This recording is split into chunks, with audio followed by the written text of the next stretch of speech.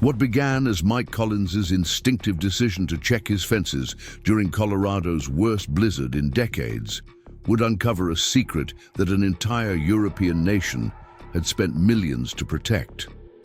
The catastrophic winter storm that trapped one foreigner in a deadly predicament would soon transform the quiet rancher's life in ways he could never have imagined. A simple act of compassion on Whispering Pines Ranch was about to thrust Mike into an international situation with implications, reaching far beyond the snow-covered mountains of Pine Ridge County. Before we jump back in, tell us where you're tuning in from, and if this story touches you, make sure you're subscribed, because tomorrow I've saved something extra special for you. Mike stood at his kitchen window, steaming coffee forgotten, in his weathered hands as he counted the 7th black SUV rolling through his gates. The modest homestead that his grandfather had built during the Great Depression now resembled a high-security compound rather than the struggling family ranch it had been just 24 hours earlier. "I don't understand any of this, Scout," he said to the Australian shepherd, pressing anxiously against his leg. The dog whined softly, reflecting his owner's growing unease as men in dark suits established a perimeter around the guest cabin where last night's mysterious visitor now rested. The historic winter storm that meteorologists had dubbed Winter Storm Elsa had brought record snowfall and deadly temperatures to Pine Ridge County, stranding motorists and overwhelming emergency services. Local authorities had issued strict shelter-in-place warnings, closing roads, and advising residents to stay indoors at all costs. Mike had spent the morning reinforcing his livestock shelters and distributing extra hay, preparing his small herd for the worst of the weather still to come. It was during his final check of the eastern fence line, where drifting snow often created problems for his cattle, that he'd spotted the nearly buried figure. At first, Mike had thought it was a fallen branch or perhaps an injured elk caught in the storm. Only when Scout began barking frantically and pawing at the snow did Mike realize it was a person. A hiker, somehow miles from the nearest trail, collapsed and nearly covered by the relentlessly falling snow. Getting the stranger to safety had been a grueling ordeal. The man was of average height, but unexpectedly heavy, and with temperatures plunging to 30 below zero, every exposed inch of skin felt like it was being branded with a hot iron. The paradoxical sensation of extreme cold. Mike had managed to drag him to his ATV and then to the guest cabin, where the emergency generator provided a life-saving refuge from the killing cold. It wasn't the blizzard's ferocity that had triggered this response. It was the identity of the stranger Mike had pulled from the snowdrift just beyond his eastern fence line. As Mike had stripped away the man's frozen outer layers, seeking to raise his core temperature, he'd discovered several curiosities that had initially confused him, but now seemed ominously significant given the government's reaction. Mike's fingers unconsciously traced the outline of the unusual signet ring he'd removed from the hiker's hand, an intricate gold band bearing a coat of arms he didn't recognize. The same ring that had caused the first government official to visibly pale when Mike mentioned it during his pre-dawn call to emergency services. The hiker's belongings had been minimal: high-end outdoor gear, an encrypted satellite phone, and a small wooden box that had immediately struck Mike as unusual. Roughly the size of a deck of cards, but with a complex locking mechanism, its surface was inlaid with the same crest as the ring, and despite being recovered from sub-zero conditions, the wood had seemed unusually warm to the touch. During those desperate hours working to save the stranger's life, Mike had noticed other peculiarities. The man's boots, though styled like ordinary hiking gear, were handmade of extraordinarily fine leather with no visible brand labels. His base layers weren't the standard synthetic materials most hikers used, but instead the finest merino wool Mike had ever felt. And though the man had been nearly frozen, his hands showed none of the calluses or weathering of someone accustomed to outdoor pursuits. Now, that simple rescue had escalated into something far beyond Mike's comprehension. The vehicles included specialized communications equipment and personnel who moved with military precision despite their civilian appearance. Several were unloading equipment that looked more appropriate for a presidential security detail than a medical emergency. Scanning devices, communications jammers, and what appeared to be bulletproof glass panels being installed in the guest cabin windows. The sound of helicopter rotors grew louder overhead, adding to the surreal transformation of his isolated family ranch. A sleek black helicopter bearing no markings settled onto his eastern pasture, the downdraft creating swirling vortices in the freshly fallen snow. From the aircraft emerged a tall woman in civilian clothes, her bearing unmistakably military. Despite the lack of uniform, she strode purposefully toward the house, flanked by two men whose expressions betrayed nothing as their eyes continuously scanned the surroundings. The precision of their movements and their subtle communication suggested extensive training in protective services rather than standard law enforcement. As she approached the porch, Mike stepped outside, determined to get answers about why his act of basic human decency had apparently triggered an international security response. Scout remained at his side, his normally friendly demeanor replaced with wary vigilance. "Mr. Collins," the woman called as she reached the steps. "I'm Commander Diana Foster, Executive Security Division. Thank you for meeting me outside. It simplifies certain protocols." Mike nodded cautiously, noting how her companions positioned themselves to maintain clear sight lines across his property. "Doesn't seem like I had much choice, Commander. Your people have surrounded my home." "A precautionary measure, I assure you," she replied, with practiced neutrality. "The situation requires certain security parameters that may seem excessive, but are entirely warranted, given the circumstances." "And what situation would that be?" Mike asked, his patience wearing thin. "I found a man half dead in a snowdrift, and brought him inside instead of letting him freeze to death. Since when does basic human decency warrant what looks like a military occupation?" Something flickered across Commander Foster's face, a momentary break in her professional mask that might have been respect or perhaps concern. "Mr. Collins, the individual you rescued is not who you think. For your safety and for reasons of international security, I need you to brief me on everything that occurred from the moment you found him until our arrival." "Not who I think," Mike repeated, confusion mounting. "He's a hiker who got caught in a blizzard. He was barely conscious when I found him, suffering from severe hypothermia. I brought him to the guest cabin, got him warmed up, and called emergency services when the phone lines came back online at dawn." Commander Foster studied him carefully. "Did he speak to you at any point? Share any information about himself or his purpose in this area?" Mike hesitated, recalling the strange moments when the man had briefly regained consciousness. He was delirious from the cold, muttered some things that didn't make sense. Something about royal protocols and ancestral claims. I figured it was just the hypothermia talking. He paused, remembering another detail. "There was one other thing. He grabbed my arm at one point, looked right at me and said, 'The legacy must be protected.' Then he passed out again." The commander's posture stiffened, almost imperceptibly. "And the items you mentioned to emergency dispatch, the ring and wooden box you found among his possessions, did you open the box? Did you notice anything unusual about either object?"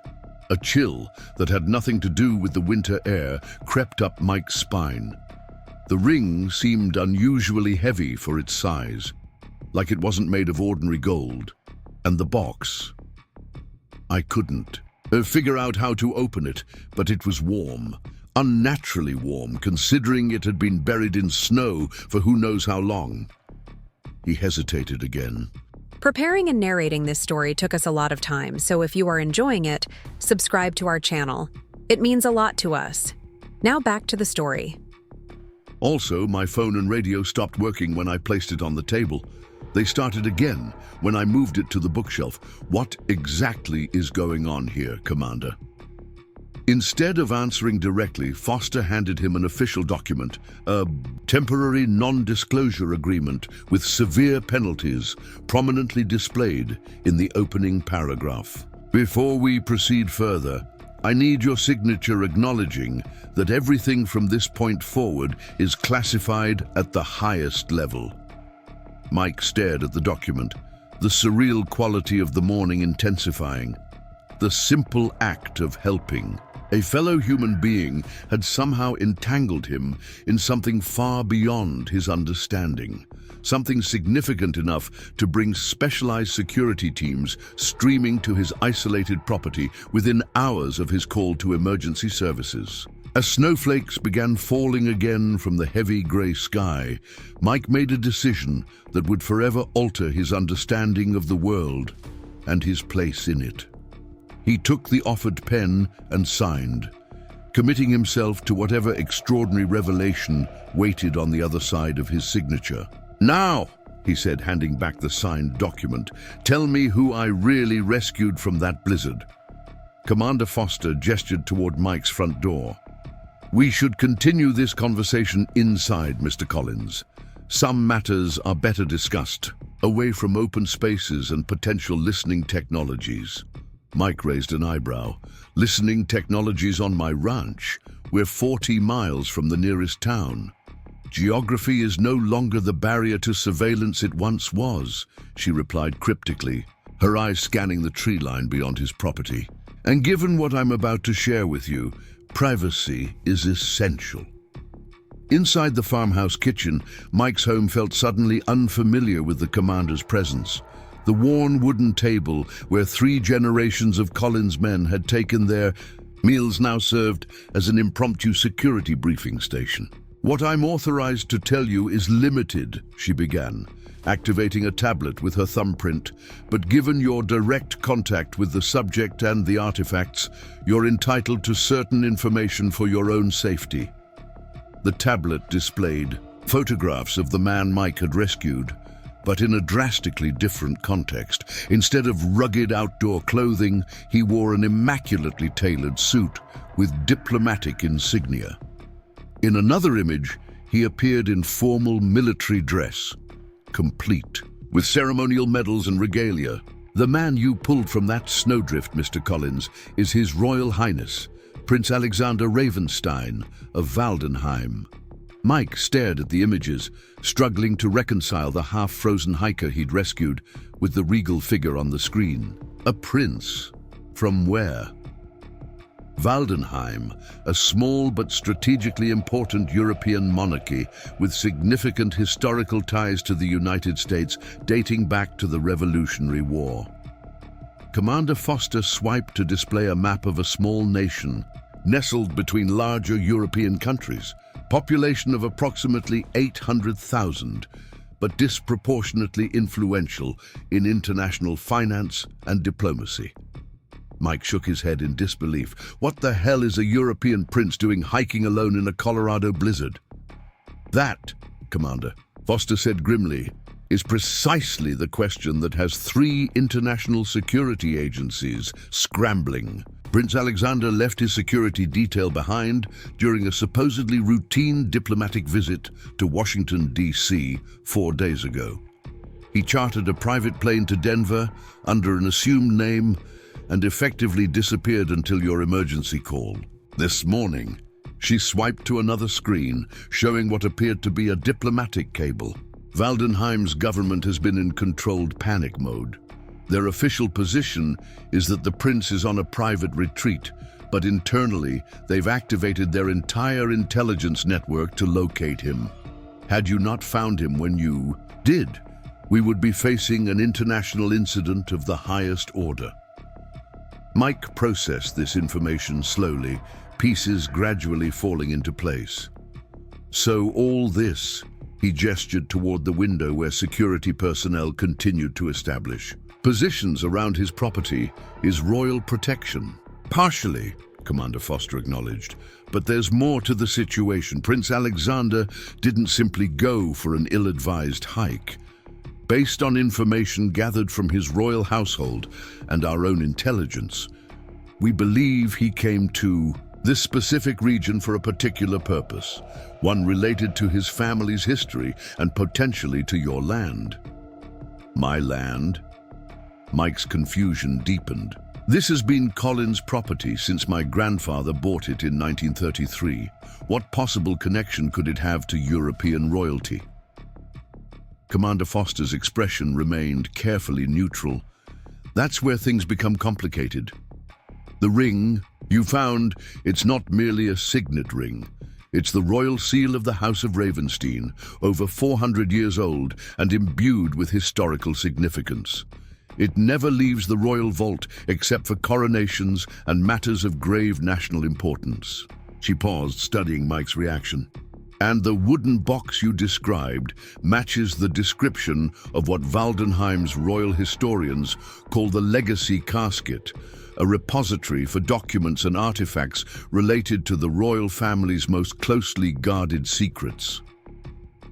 Mike sat back in his chair, trying to absorb the implications. You're telling me this prince brought his family's crown jewels to my ranch in the middle of a blizzard? Why? Foster manipulated the tablet again, bringing up historical documents, maps and land, surveys from the 1800s. Our analysts have been piecing this together since your call triggered diplomatic alerts. This region of Colorado was briefly visited by Prince Alexander's great-great-grandfather, Prince Wilhelm Ravenstein, in 1876. He traveled incognito as a European mineralogist during Colorado's silver boom. She zoomed in on one particular map, showing what appeared to be Mike's property long before it was developed. Historical records indicate Wilhelm acquired certain mineral rights and possibly other assets during this visit, but the exact nature and location of these holdings were deliberately obscured in official records. Mike's mind raced through his family's stories about the land. His grandfather had always claimed he'd gotten the property for a song during the Depression because the previous owners had abandoned it after failing to find the silver they believed was hidden in the eastern ridge. Are you saying there's some kind of royal treasure buried on my ranch? Commander Foster's expression tightened slightly. We don't know exactly what Prince Alexander was seeking, but the urgency of his unsanctioned visit suggests it's of critical importance to Waldenheim. The wooden box you found might contain documentation related to whatever he came to locate or claim. She leaned forward, her professional demeanor giving way to genuine concern. But there's another complication. Prince Alexander did not travel alone to the United States. He was accompanied by his cousin, Duke Sebastian Thornwald, officially as an advisor, but our intelligence suggests Thornwald has been maneuvering to undermine the prince's position in the royal succession for years. Thornwald arrived in Denver on a separate flight 2 hours after the prince, also traveling under an assumed identity. We've lost track of his movements since yesterday, but given the information in our possession, and gee, you think this cousin might be coming here too? Mike concluded, the pieces falling into place, possibly with bad intentions. It's a scenario we must consider, Foster confirmed grimly. Waldenheim's monarchy is at a critical juncture. The current king, Alexander's father, is in failing health. If something were to happen to the prince while on American soil, the implications hung in the air between them. Mike glanced out the window at the intensifying snowfall, suddenly aware that his isolated ranch might soon become more than just a refuge from the storm. So what happens now? Our primary objective is to secure the prince and return him safely to Waldenheim once he's medically stable. My team will maintain a security perimeter around your property until evacuation is possible. The storm is expected to intensify over the next 12 hours, making helicopter transport impossible until at least tomorrow morning. Mike processed this information, a lifetime of Collins' stubbornness asserting itself. "This is still my ranch. Commander, I need to check on my livestock, secure my outbuildings. Winter storm. Elsa isn't going to wait for royal politics to sort themselves out." Commander Foster studied him for a moment, then nodded. "I understand, Mr. Collins. We'll establish protocols that allow you to maintain your essential operations, while ensuring security. One of my team will accompany you during any movements around the property." The conversation was interrupted by a sharp knock at the door. One of Foster's team entered after her acknowledgement, his expression professionally neutral, but his body language conveying urgency. "Commander, we've detected an approaching vehicle on the county road. Single SUV, moving slowly through the storm, approximately 4 miles out." Foster stood immediately, her posture shifting from informational to operational. "Identification? Negative. Snow is obscuring visual confirmation, and they're running without transponder signals." She turned to Mike, her expression grave. "Mr. Collins, is there anyone who would have legitimate business at your ranch during a blizzard of this magnitude?" Mike shook his head. "Sheriff Wilkins sometimes checks on the more remote properties during extreme weather, but he always calls ahead, and he'd be in a county vehicle with proper identification." "Understood." Foster activated her communication device. "All units, potential hostile approach. Establish defensive positions. Protocol Echo. No engagement without direct authorization. Surveillance team, deploy thermal imaging to verify occupancy numbers." She turned back to Mike. "Mr. Collins, I recommend you move to the secure room my team has established in your basement. As the property owner, I can't order you to comply, but—" "This is my home," Mike interrupted, a familiar stubborn resolve settling over him. "My grandfather didn't abandon it during the Dust Bowl. My father stood his ground during the wildfire of '97. And I'm not hiding in my basement because some royal power struggle picked my ranch for its battlefield." He paused, then added, "Besides, I saved that man's life. I have a right to know what happens next." Commander Foster studied him for a moment, then nodded curtly. "Very well, but you'll follow security protocols precisely. Your survival may depend on it." She turned to her team member. "Equip Mr. Collins with tactical communications and protective gear, and bring the thermal scanner from the secondary. A vehicle. If Duke Thornwald has indeed found us, I want to know exactly what we're facing." As the officer departed to carry out her orders, Foster fixed Mike with an intense gaze. "Mr. Collins, what happens in the next few hours may affect the political stability of an entire nation. The fact that you're involved is both extraordinary and potentially dangerous. I need your absolute cooperation." Mike nodded, his mind racing, as he tried to process everything he'd learned, while simultaneously preparing for whatever approached through the blizzard. 24 hours ago, his biggest concern had been whether his cattle had enough feed to last through the storm. Now he stood at the threshold of an international crisis with royal succession and ancient claims at stake. "Just tell me what I need to do," he said, moving to the window where Scout had begun growling softly, the dog's instincts already alerting to the approaching danger. Outside, security personnel moved with increasing urgency, deploying equipment and taking positions around the property. In the distance, barely visible through the curtain of falling snow, headlights appeared briefly before disappearing behind. A stand of pine trees, the vehicle moving with deliberate caution along the winding approach to Whispering Pines Ranch. "They're coming," Commander Foster said quietly, joining him at the window. "And they're cutting their headlights intermittently to reduce visibility. That suggests hostile intent." She checked her sidearm with practiced efficiency. "This isn't a social call." Mike Collins hadn't always been a cattle rancher in the remote wilderness of Colorado. At 42, the lines etched into his weathered face told the story of a man who had seen more of the world than most would assume before returning to take over the family ranch 8 years ago. Before settling back on Whispering Pines, he had served for 10 years with the Pine Ridge County Search and Rescue Team, including specialized winter operations and high-altitude extractions that still occasionally haunted his dreams. The transition from rescue specialist to struggling rancher hadn't been easy. After his father's unexpected death from a heart attack, Mike had found himself the reluctant inheritor of 120 acres of challenging terrain, a small herd of cattle, and a mortgage that seemed to grow despite his best efforts to reduce it. The fourth-generation Collins property had once been prosperous, but changing climate conditions and rising costs had pushed it to the brink of insolvency. "Your search and rescue background explains a few things," Commander Foster remarked as she watched Mike check the tactical communication device her team had provided, his hands moving with the unconscious familiarity of someone who had used similar equipment before.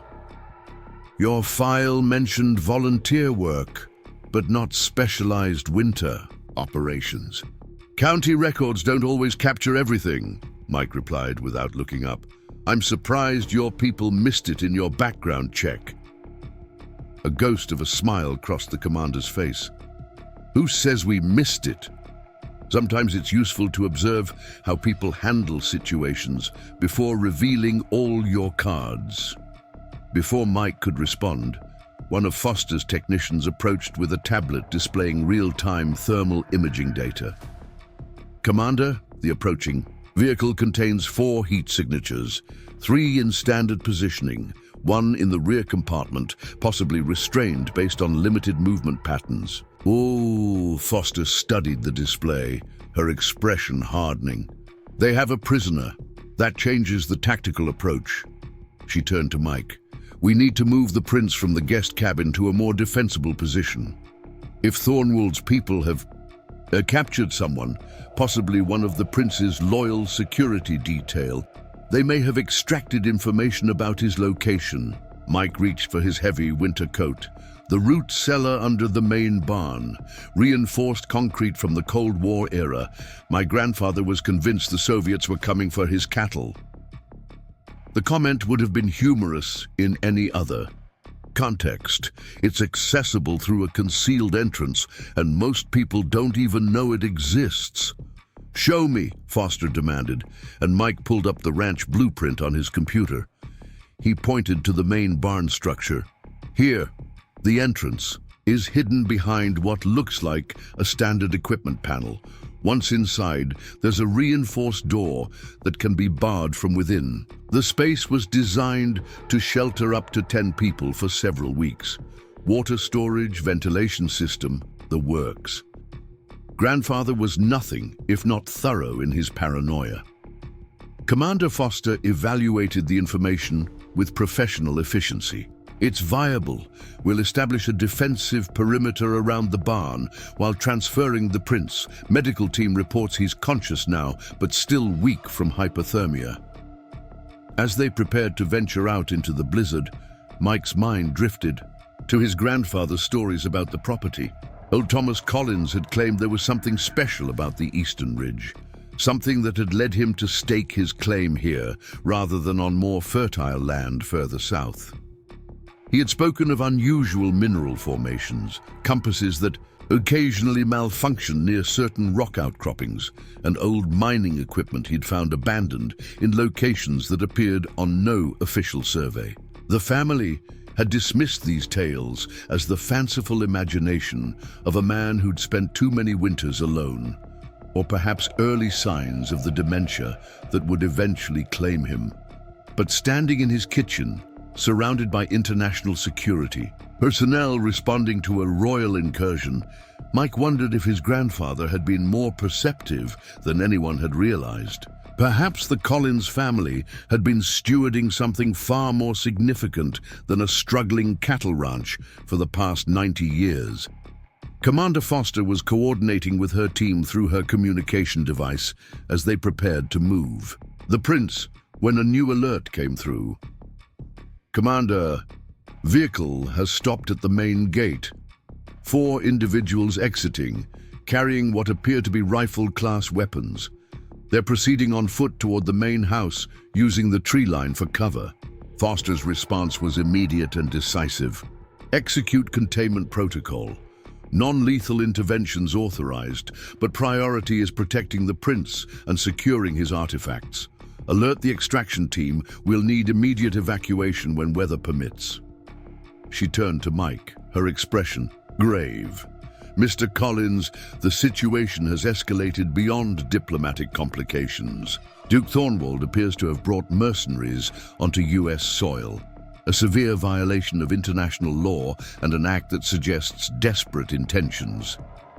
Mike processed this information as he checked the shotgun he'd retrieved from his gun. Safe, a practical tool for ranch life now pressed into more serious service. So this isn't just about finding some old family treasure. This is about changing who sits on the throne. Precisely, Foster confirmed. If Prince Alexander dies on American soil in what could be portrayed as a tragic accident during an unauthorized personal trip, Thornwald would be next in the line of succession.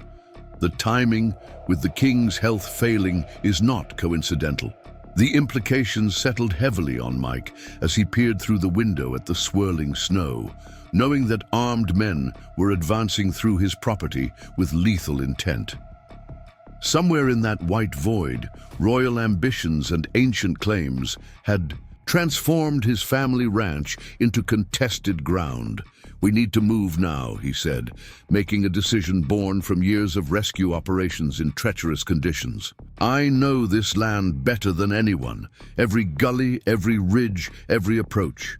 Your people don't, and neither do Thornwald's mercenaries. He turned to Commander Foster, a lifetime of Collins' determination evident in his stance. We'll use the maintenance tunnels my father built to connect the main buildings.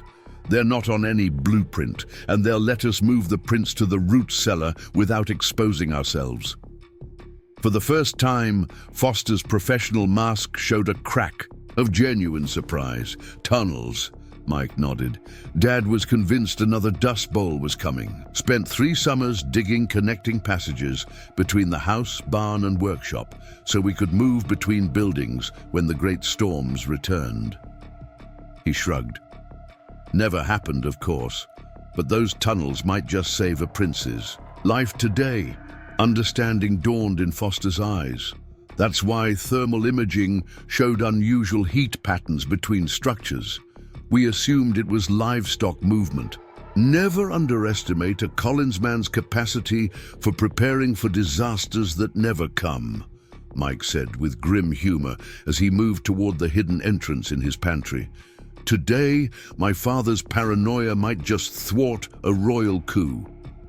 As Mike led Commander Foster toward the concealed tunnel entrance, a sudden realization struck him with profound clarity. The random chance that had led him to check his eastern fence line during the blizzard, the improbable discovery of a half-frozen prince in the exact location where his grandfather had always claimed something valuable was hidden.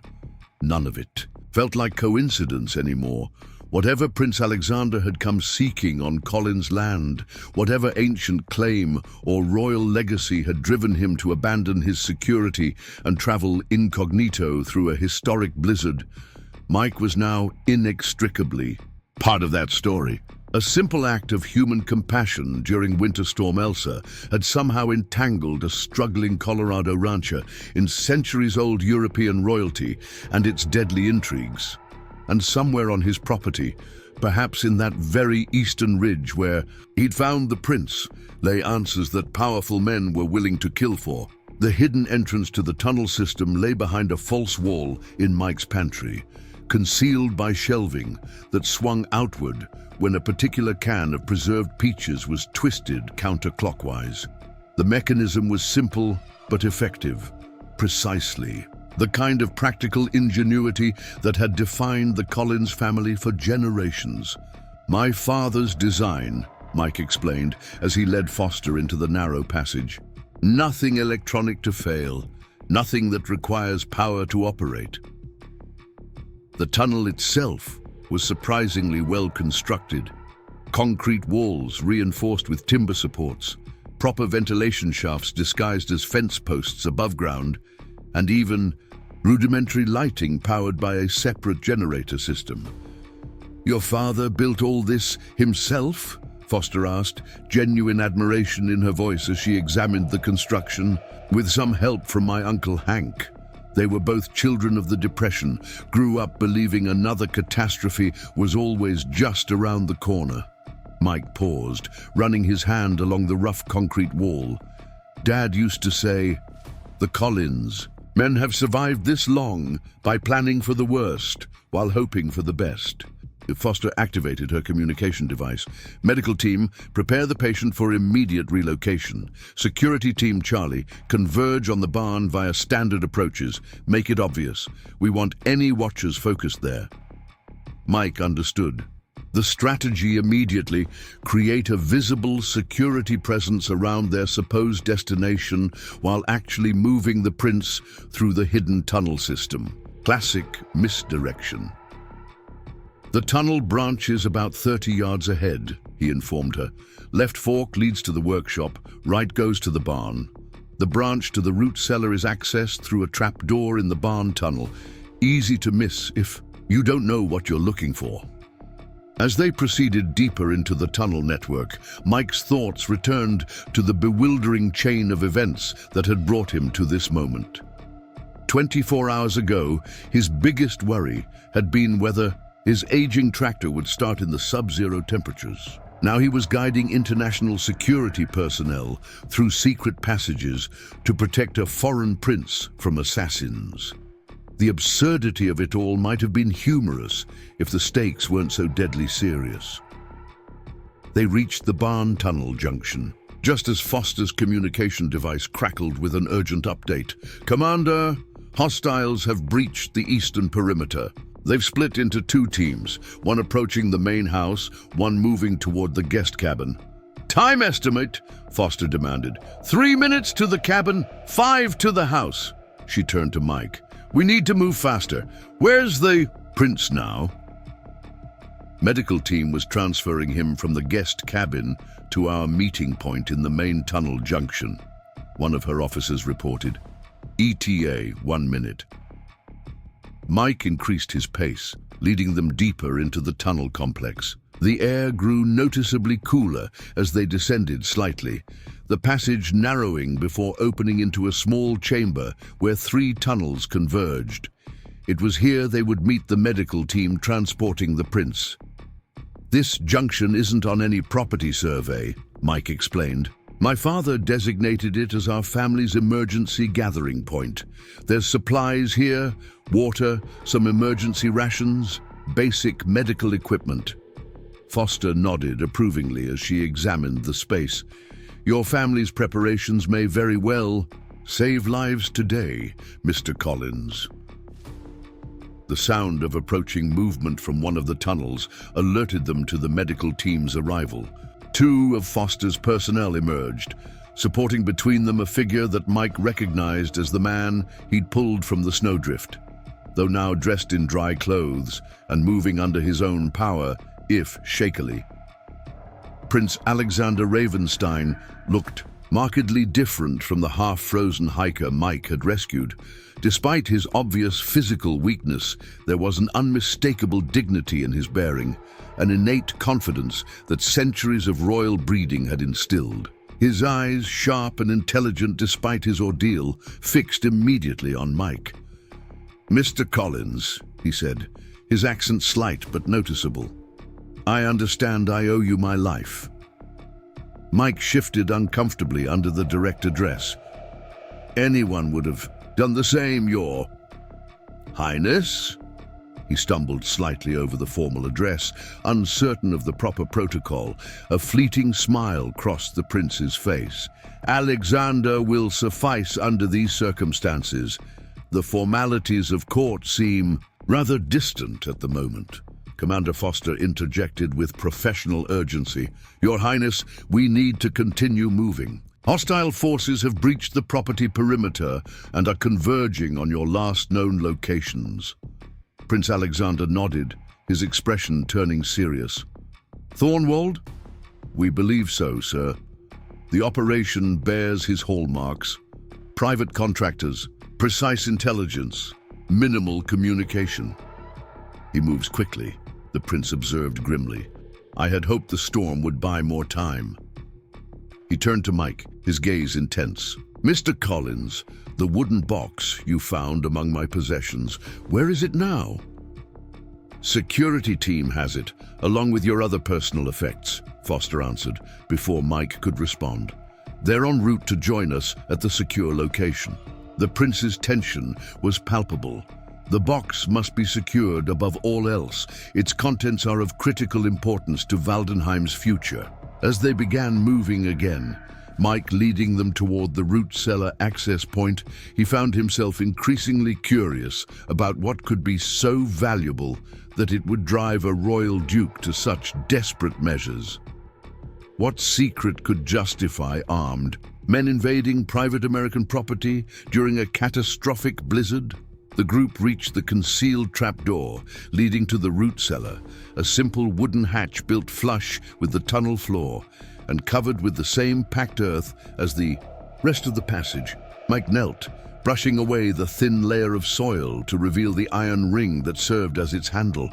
"My grandfather's addition," he explained as he pulled the heavy door open, revealing a short ladder descending into darkness.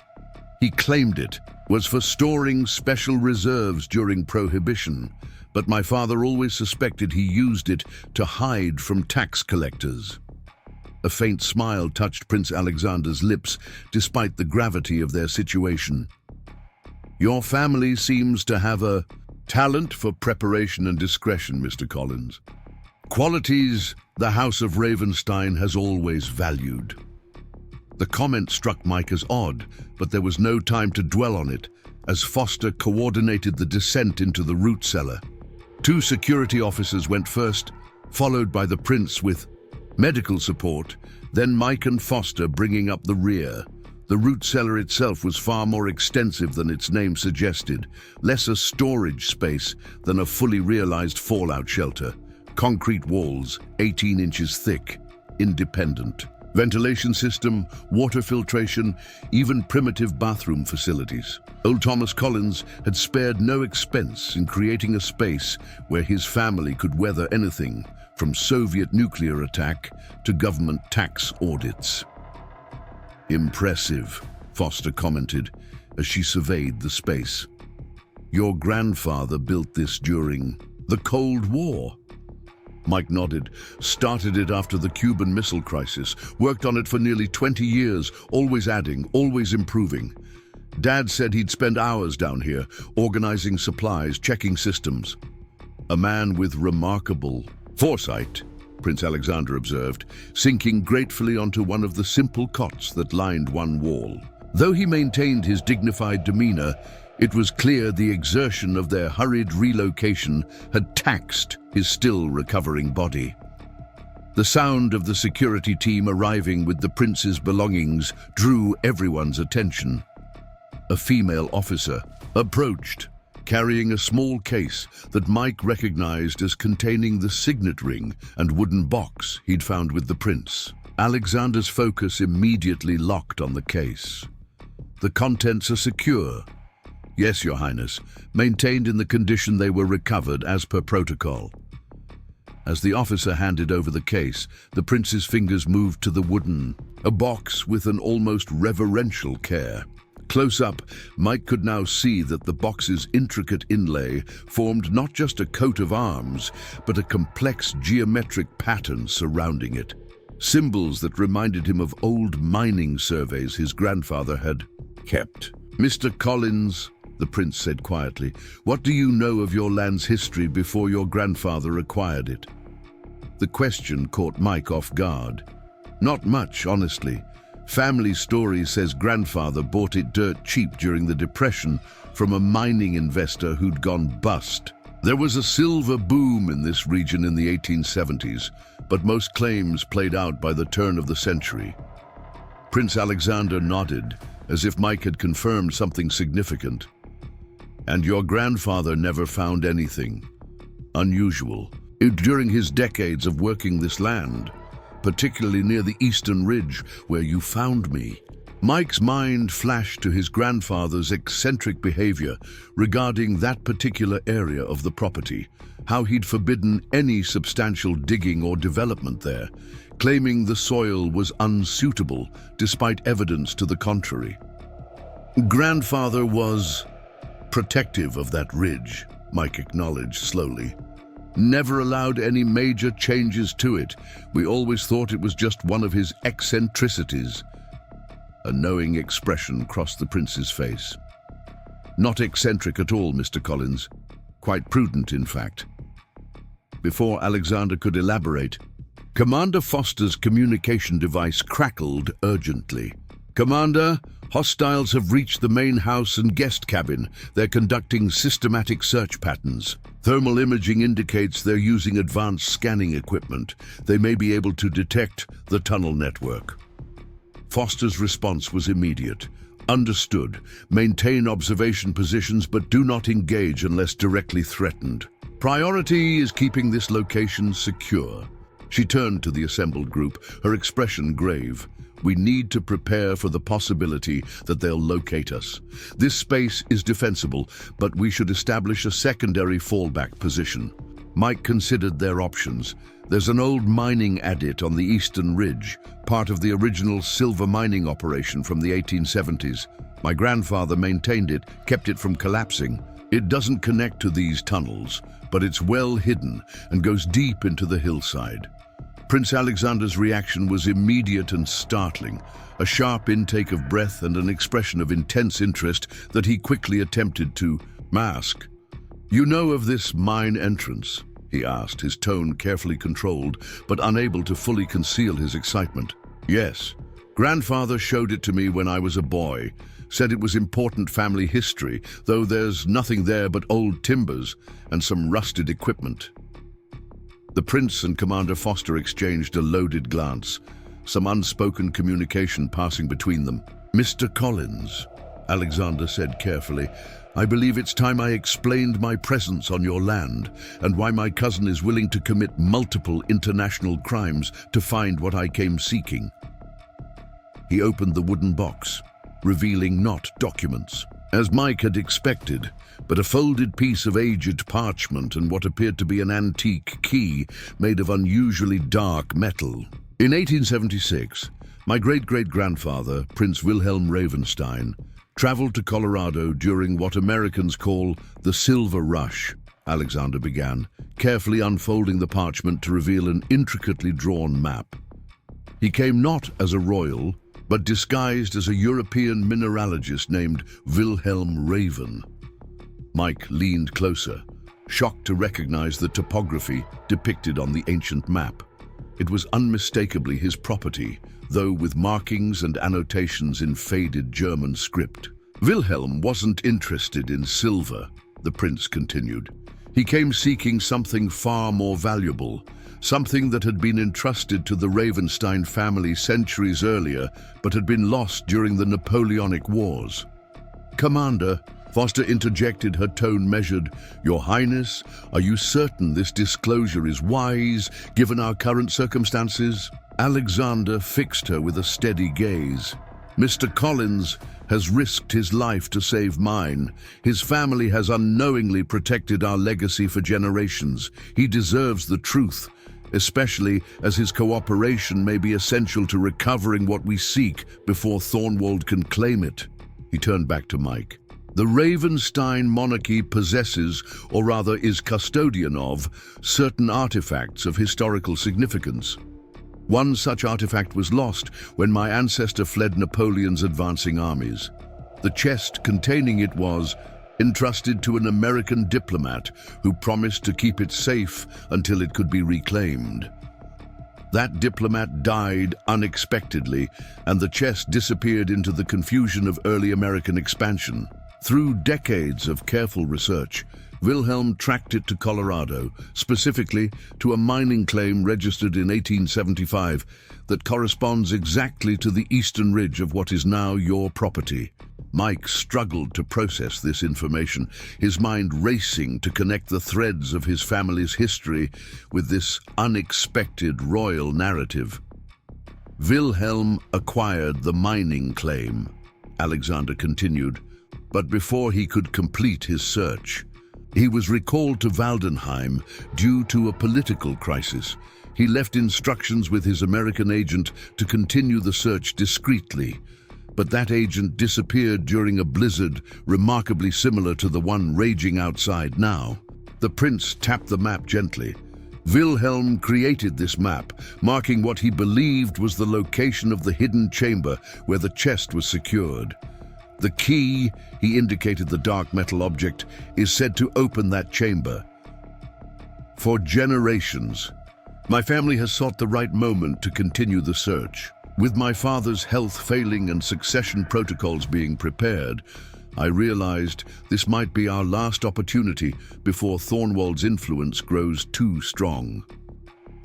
Mike stared at the map, then at the prince. What exactly is this artifact that's worth risking your life for, worth bringing armed men onto American soil? Alexander hesitated, clearly weighing how much to reveal. The official history of Waldenheim records it only as the Royal Testament, a document of immense constitutional significance. Its absence has created a vulnerability in our succession laws that Thornwald seeks to exploit when my father passes. But in truth, it's more than just a document. According to family records, it contains proof of something that would forever secure the Ravenstein claim to the throne against any challenger. Proof that has been kept secret even within the royal family for centuries. The prince's revelation hung in the air, accompanied only by the distant sound of the wind howling outside. Mike found himself caught in a moment of decision, a crossroads between walking away from this royal intrigue and becoming further entangled in its dangerous complications. Before he could respond, the security team's communications crackled urgently. Commander, hostiles have located the tunnel entrance in the main house. They're beginning systematic exploration of the network. Estimated time to your position, 12 minutes. Foster's expression hardened as she assessed their situation. We need to move now. Prince Alexander turned to Mike, his expression grave but determined. Mr. Collins, I know I have no right to ask this of you, but I must. Will you help us reach the mining adit?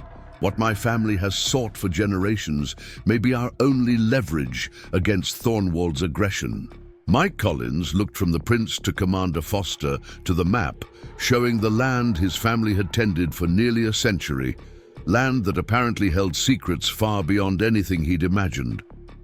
A lifetime of Collins' pragmatism warred with his sense of duty. This wasn't his fight, wasn't his royal power struggle, but these people had invaded his home, threatened his peaceful existence, and somewhere on his property lay answers. Answers he suddenly realized he wanted as badly as the royals who sought them. There's a secondary exit from this root cellar, he said finally, making his decision. Grandfather called it his last resort. It emerges in a drainage culvert about a quarter-mile from here. From there, we can reach the eastern ridge without using the main trails. He met the prince's gaze directly. I'll take you to the mine. But after this is over, I want the full truth about my land and my grandfather. No more royal secrets on Collins' property. Alexander nodded solemnly. You have my word. The complete truth, whatever we find. As they prepared to venture out into the blizzard once more, Mike couldn't shake the feeling that he was stepping into a story that had begun long before his birth. The last resort exit from the root cellar proved to be exactly what they needed.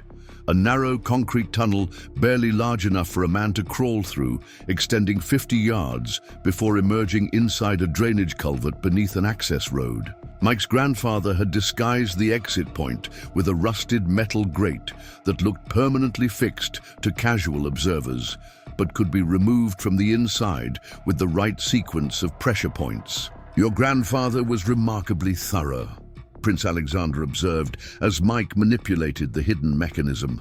One might almost suspect he knew what he was protecting. The comment lingered in Mike's mind as he worked. Had old Thomas Collins known more than he'd ever revealed to his family? Had the purchase of this specific parcel during the Depression been more calculated than the lucky break family law suggested? The grate finally gave way with a reluctant groan of aged metal, allowing them to emerge one by one into the culvert. The storm had intensified, wind driving snow horizontally across the landscape with such force that visibility was reduced to mere yards. In some ways, this was a blessing. The same whiteout conditions that made their journey treacherous would also conceal their movements from Thornwald's men. Commander Foster consulted her tactical display, a specialized device unaffected by the extreme weather. Thermal imaging shows hostile forces concentrating on the tunnel network. They haven't detected our exit yet, but they're establishing a perimeter search pattern that will eventually include this sector. "Time estimate?" Mike asked, already calculating the most sheltered route to the eastern ridge. 20 minutes, perhaps less, if they deploy their scanning equipment efficiently. Prince Alexander, though still weakened from his earlier ordeal, straightened his shoulders with royal determination. "Then we must move quickly." "The adit, Mr. Collins. How far?" "Half a mile across open terrain, then up the eastern slope," Mike replied, securing his coat against the biting wind. "Under normal conditions, a 30-minute hike. In this blizzard, with your condition." He glanced dubiously at the princes. Obvious exhaustion. "I'll manage," Alexander said firmly. "The future of Valdenheim depends on it." Mike nodded, then turned to Commander Foster. "We'll need a diversion to draw attention away from our movement to the ridge." Foster was already ahead of him. "Agreed. I've instructed Team Bravo to execute a visible evacuation protocol from the main barn. Make it appear we're attempting to transport the prince to a secondary location via vehicle. Thornwald's men will intercept them," Mike pointed out. "They're under orders to avoid engagement and dissolve into defensive positions. The vehicles are unmanned, operated remotely." A tight smile. "A benefit of modern security protocols." Mike had to admire the efficiency of Foster's operation. For all the surprise of the situation, her team functioned with practiced precision, adapting to each new challenge with professional calm. "We should move," he said, checking that Scout was securely by his side. The Australian shepherd would be invaluable in these conditions. His innate sense of direction and ability to detect hidden dangers had saved lives during Mike's search and rescue days. The small group set out into the blizzard, Mike and Scout in the lead, followed by Prince Alexander, supported by a medical officer, then Commander Foster and 2 security personnel forming a protective rear guard. The wooden box containing the map and key was secured in a waterproof case strapped to Alexander's body. He had refused to entrust it to anyone else. Moving through the storm proved even more difficult than Mike had anticipated. The wind had sculpted massive snowdrifts across the open ground between the culvert and the eastern ridge, some nearly 5 feet high. Breaking trail through these obstacles quickly sapped their energy, forcing them to rotate the lead position every 100 yards. Prince Alexander struggled visibly, but refused assistance beyond a steadying hand during the worst sections. There was something almost inspiring about his determination, a glimpse of the backbone that had presumably carried his royal line through centuries of political turbulence. Halfway to the ridge, Foster's communication device alerted them to new developments. "The diversion is active," she reported, her voice barely audible above the howling wind. "Thornwald's team has divided, with the larger contingent pursuing what they believe is your evacuation, Your Highness." "And the remainder?" Alexander asked. "Continuing their systematic search of the property. They're thorough and well-equipped for this environment." This last observation troubled Mike. Proper cold-weather tactical gear was highly specialized, expensive, and not readily available to civilian operators.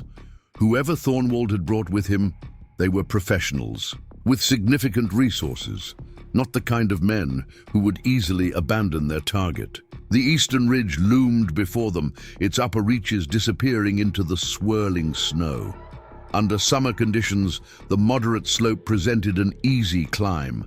Now, ice-slicked and treacherous, it would test even Mike's experienced mountaineering skills.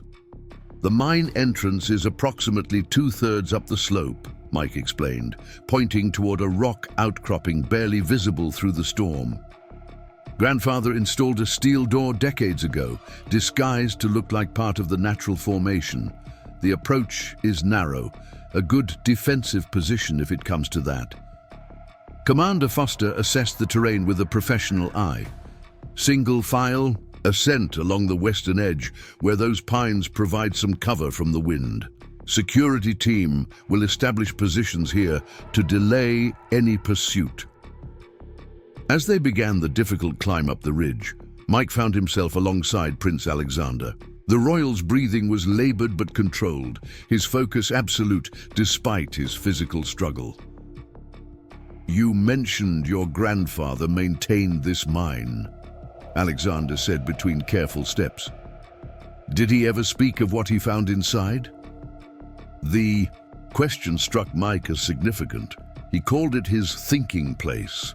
"I said the old timbers and stone had stories to tell if you listened carefully enough. I always thought it was just an old man's sentimentality." "Perhaps. Or perhaps he understood more than he revealed." Alexander paused to catch his breath. "My family's records suggest Wilhelm's American agent may have hidden evidence of his discoveries, possibly within the mine itself." "What kind of evidence?" "Correspondence primarily, documentation of the search and hopefully the location of the hidden chamber." Before Mike could inquire further, a sharp alert from Foster's security team interrupted them. Movement detected at the base of the ridge. Two figures approaching from the north, using terrain features for concealment. "Thornwald's men?" "Configuration and equipment match the hostile force, Commander." Foster made an immediate tactical decision. "Accelerate ascent to the mine entrance. Security team will establish delaying positions among the rock formations." The final portion of the climb became a desperate race against both the storm and their pursuers. Mike led them on a zigzagging path up the steepest part of the ridge, using his intimate knowledge of the terrain to find handholds and stable footing where none seemed to exist. Scout bounded ahead with enviable agility, occasionally doubling, back as if to urge them forward. The mine entrance appeared suddenly through a veil of blowing snow, a dark horizontal gash in the rocky face of the ridge, partially concealed by the steel door Mike's grandfather had installed. From a distance, it blended almost perfectly with the surrounding stone, the decades of weathering having erased any obvious signs of human engineering. Mike approached the disguised door, brushing away accumulated snow to reveal a simple mechanical lock. "Grandfather changed the combination monthly, right up until his death," he explained, fingers working the frozen mechanism with practiced ease. "Always the same pattern, the date he acquired the property, followed by the current month and year." The lock yielded with a satisfying click, allowing Mike to swing the heavy door inward. Beyond lay absolute darkness, a void that seemed to absorb the dim daylight rather than be illuminated by it. "Quickly," Foster urged, her attention focused on the approach below where her team had engaged Thornwald's men in a brief exchange of suppressive fire. They're converging on our position. One by one, they filed into the mine entrance. Mike, Scout, Prince Alexander, the medical officer, then finally Commander Foster, who secured the door behind them. Emergency lighting equipment provided by Foster's team cast an eerie blue glow across the mine interior, revealing a tunnel that extended straight into the mountain for perhaps 30 feet before branching. The difference between the howling chaos outside and the profound silence within the mine was startling. Here, the only sounds were their labored breathing and the occasional drip of water from the low ceiling. The temperature, while still cold, was significantly warmer than the sub-zero conditions of the blizzard. "Your grandfather maintained this place well," Alexander observed, examining the sturdy timber supports that lined the main shaft. "Most mines this age would have collapsed decades ago without regular attention." Mike nodded. He spent a week here every summer, replacing rotted timbers, clearing debris, called it his maintenance vacation. My father continued the tradition, though less enthusiastically. I've done the same since inheriting the property. 3 generations maintaining a supposedly worthless abandoned mine, Alexander said thoughtfully. "Your family's dedication is remarkable, if somewhat curious from a practical standpoint." The observation hung in the air between them. Another suggestion that the Collins family's stewardship of this land might have deeper roots than Mike had ever suspected. Commander Foster interrupted these reflections with professional urgency. "Where does this tunnel lead, Mr. Collins? We need to establish defensive positions in case they breach the entrance." Mike oriented himself, memories of childhood explorations surfacing. Main shaft continues about 100 yards before ending in a collapsed section. There's a side tunnel midway that grandfather called the gallery, slightly larger chamber, where miners apparently gathered for meals. Several small exploratory shafts branch off from there, all dead ends. "No secondary exits?" "None that I've ever found." Grandfather's surveys showed no connections to other mine systems in the area. Foster's expression tightened slightly at this news. They had effectively cornered themselves, a tactical decision that went against basic security protocols. Yet the set of Prince Alexander's jaw suggested their position might offer advantages beyond the merely strategic. "The gallery would be our best position," Mike continued, "defensible with multiple fallback options if necessary." As they moved deeper into the mine, Mike couldn't shake the feeling that he'd entered a space displaced from ordinary time. The cool, damp air carried hints of long-extinguished lanterns and the ghosts of pickaxes striking stone. His grandfather had often described a similar sensation, claiming the mine felt lived in despite being abandoned for over a century. The gallery, when they reached it, proved more extensive than Mike remembered from his childhood visits. Roughly circular, perhaps 30 feet in diameter, its walls showed clear signs of deliberate shaping rather than merely expedient excavation. Wooden benches, their surfaces worn smooth by decades of use, lined the perimeter, while a stone hearth occupied the center, where miners had once warmed themselves between shifts. Prince Alexander surveyed the space with intense interest, his eyes cataloging details that most would overlook. "These markings," he said suddenly, approaching one wall, where faint inscriptions were visible in the emergency lighting. "They're not standard mining notations." Mike joined him, examining what appeared to be a series of geometric symbols carved into the rock face. Concentric circles, interconnected triangles, and what might have been stylized letters in an unfamiliar alphabet. "I always thought they were graffiti, miners leaving their mark," Mike admitted. "Grandfather never explained them." Alexander traced the symbols with surprising reverence. "These are Ravenstein royal ciphers, encoded markers used by our house since the 16th century. His voice dropped to near whisper. "Wilhelm was here, without question. The prince removed the wooden box from its waterproof case, opening it to retrieve the aged map. Comparing the faded document to their surroundings, he moved methodically around the gallery, occasionally muttering in what Mike assumed was his native language. Commander Foster maintained a professional distance from this investigation, her attention focused primarily on their security. She positioned her remaining officer at the gallery entrance while she established communication with her team outside.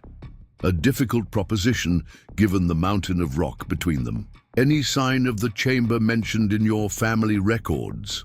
Mike asked, as Alexander completed his examination of the gallery. The prince frowned. According to Wilhelm's notes, there should be indications of a sealed section, perhaps disguised as a natural feature or failed excavation. Mike considered this, then approached the collapsed tunnel at the far end of the gallery, a section his grandfather had always warned him away from, claiming it was structurally unsound. "What about here?" he suggested. Grandfather was meticulous about maintaining every part of the mine except this collapse. Said it was too dangerous to clear, though he never explained why he thought so. Alexander joined him, studying the seemingly random pile of rocks and splintered timbers that blocked the tunnel. After a moment's examination, his expression changed subtly. "This is no natural collapse," he said quietly. "Look at the placement of these larger stones. They're balanced, not fallen. And these timbers show clean cuts, not stress fractures." Mike saw it immediately once it was pointed out. What appeared to be random debris was actually a carefully constructed barrier designed to mimic a tunnel collapse. Someone went to considerable effort to make this look like an accident. Alexander continued. Someone with engineering knowledge and adequate time to work undisturbed. "My grandfather," Mike said with growing certainty. "This is why he maintained the mine so carefully, not to preserve it, but to protect whatever's behind this barrier." The prince nodded slowly. "The question remains, was he concealing something for my family or from my family?" Before they could investigate further, Commander Foster rejoined them, her expression grave. "Hostiles have breached the outer door. My officer estimates 3 minutes until they reach our position." Alexander's response was immediate and decisive. "We need to open this passage now, Mr. Collins. Your assistance, please." Together, they began carefully dismantling the false collapse, removing stones and timbers in what proved to be almost reverse-engineered order, as if the barrier had been designed to be reassembled from the inside after passage. Mike's experience with mountain rescue gave him an intuitive understanding of the load-bearing elements, allowing them to work quickly without triggering an actual collapse. Within minutes, they had cleared enough of the obstruction to reveal what lay beyond, not a continuation of the mining tunnel, but a perfectly squared passage cut through solid rock, its walls smooth and unmarked by conventional mining tools. "This is it," Alexander breathed, his royal composure momentarily giving way to genuine wonder. "The chamber Wilhelm's records described." A distant echo of voices from the main tunnel spurred them to greater urgency. Foster positioned herself at the partially cleared barrier, weapon ready, while Mike and Alexander continued removing the final obstacles blocking their way. "We've got movement," Foster reported tersely. "Multiple hostiles approaching the gallery." With a final effort, Mike dislodged the keystones of the false collapse, creating an opening large enough to pass through. Beyond lay darkness, far deeper than the mine itself, a darkness untouched by their emergency lighting. "We need to go now," Foster insisted, as the sounds of their pursuers grew louder. Prince Alexander turned to her, royal authority evident in his bearing despite their desperate circumstances. "Commander, I need you to hold this position while Mr. Collins and I investigate the chamber. Your priority is preventing Thornwald's men from following us." Foster's discipline was evident in her immediate nod of acceptance, though Mike could see she was uncomfortable with allowing the prince to proceed without her protection. "Use the remaining debris as cover," Mike suggested. "If they breach the gallery, you can trigger a controlled collapse of this passage to buy us time." He handed her his multi-tool and quickly demonstrated which supports to remove if a strategic collapse became necessary. "Just don't bring the whole mountain down on top of us." With a last confirming glance at Foster, Mike followed Prince Alexander and Scout through the narrow opening into the hidden chamber beyond, his emergency light casting bizarre shadows across the unnaturally smooth walls. The passage extended, perhaps 15 feet, before opening into a space that defied Mike's expectations. Rather than the rough-hewn cavern typical of mining operations, they entered what could only be described as a deliberately constructed vault. Perfectly circular, perhaps 20 feet in diameter, its walls were lined with fitted stone that showed none of the crude workmanship of frontier mining. Most striking was the floor, a mosaic of precisely cut stone tiles arranged in a pattern that echoed the symbols they'd seen in the gallery. At the center stood a stone pedestal topped with what appeared to be a bronze receptacle, its surface green with age. "The Royal Depository," Alexander whispered, approaching the pedestal with reverent steps, exactly as Wilhelm described in his private journals. Mike circled the chamber slowly, his light revealing more unusual features. Recessed shelves had been cut into the walls at regular intervals, most empty, but some still holding what appeared to be sealed metal containers of antique design. "This isn't just a hiding place," Mike observed. "It's a purpose-built storage facility. How could something like this have been constructed in the 1870s Colorado wilderness without attracting attention?" Alexander was examining the central pedestal, his focus absolute. The Ravenstein family has always maintained certain resources outside official channels. Wilhelm would have had access to specialized expertise, individuals capable of extraordinary discretion. From the passage behind them came the muffled sound of voices, then a brief, sharp report that could only be weapons fire. Commander Foster was engaging Thornwald's men. "We have minutes at most," Mike warned. The prince nodded grimly, removing the antique key from the wooden box. In proper lighting, Mike could now see it was made of a dark bronze alloy. Its head formed into the same royal crest that adorned the signet ring. According to family tradition, this key has been passed from monarch to monarch since 1525, Alexander explained, approaching the central pedestal. Its purpose nearly forgotten until Wilhelm rediscovered references to it in ancient family documents. He examined the bronze receptacle atop the pedestal, finding what appeared to be a keyhole concealed within the decorative elements. With ceremonial deliberation, he inserted the ancient key. It fit perfectly. Alexander hesitated, his hand on the key.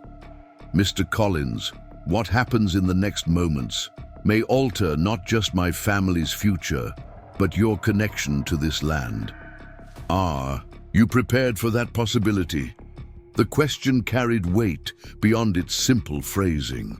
Mike thought of his grandfather's dedication to this property, his father's commitment to maintaining traditions he didn't fully understand, and his own inexplicable attachment to land that had never been particularly prosperous or easy to work. "I think my family has been preparing for this moment for 3 generations, Mike answered, whether they knew it or not. Alexander nodded, accepting this answer, and turned the key. A series of metallic clicks echoed through the chamber, followed by a deeper mechanical groan that seemed to originate from within the stone itself. The pedestal's top section, including the bronze receptacle, began to rotate slowly clockwise, revealing a previously hidden compartment beneath. From this concealed space rose a small, intricately worked chest made of dark wood banded with tarnished silver. No larger than a bread box, it nevertheless possessed a presence that commanded attention, an artifact from another time, preserved in pristine condition within its secret vault.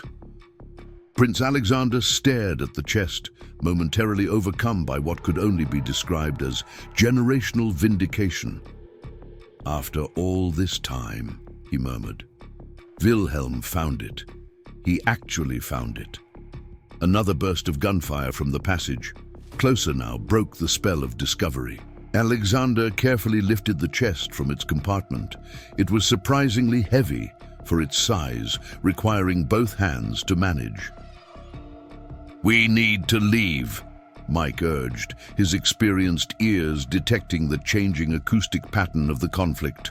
Foster was being forced to retreat toward their position. Alexander nodded, securing the chest under one arm while retrieving the key with his free hand. "Once Thornwald sees this, he'll become truly desperate. The chest itself is the proof I sought." But Mike was about to question this cryptic statement when Commander Foster backed into the chamber, weapon raised, her professional composure intact, despite a bleeding wound on her left arm. "3 hostiles, well-equipped, determined," she reported, tersely. "I've delayed them, but they're progressing methodically. Duke Thornwald is personally leading them." This last piece of intelligence clearly troubled Alexander. "My cousin would not expose himself to such risk unless absolutely necessary. He must have confirmation of what we found." Mike made a quick tactical assessment. "We can't go back the way we came. Is there another exit from this chamber?"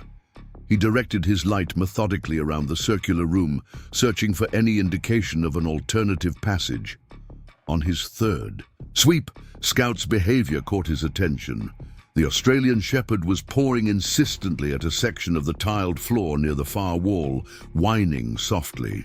"Scouts found something," Mike said, joining his dog.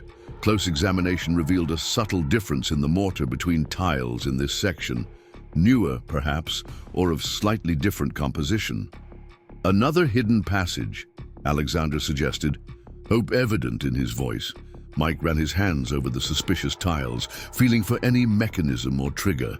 Grandfather's journals mentioned old mining operations, sometimes included emergency exits, escape routes in case of cave-ins.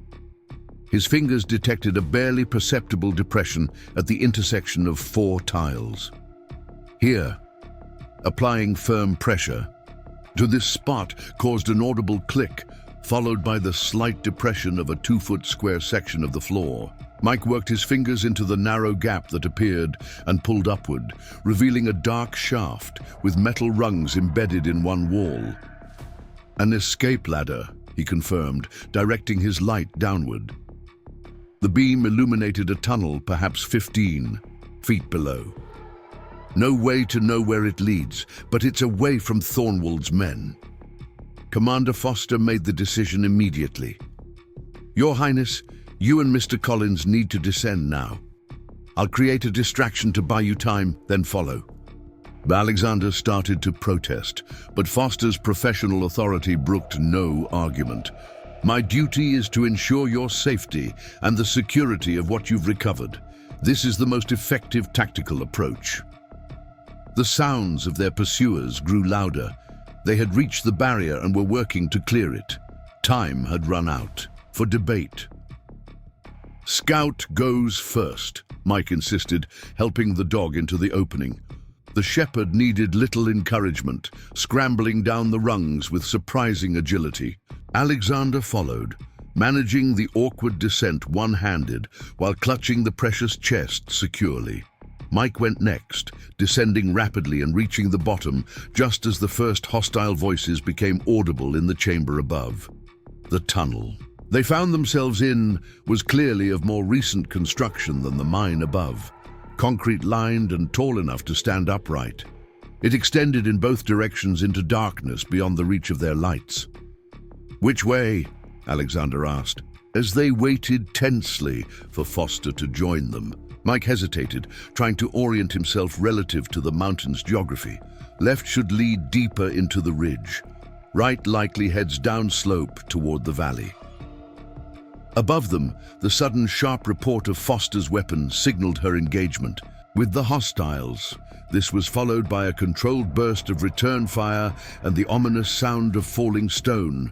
Someone had triggered a partial collapse. "Commander Foster!" Mike called up the shaft, his voice echoing in the enclosed space.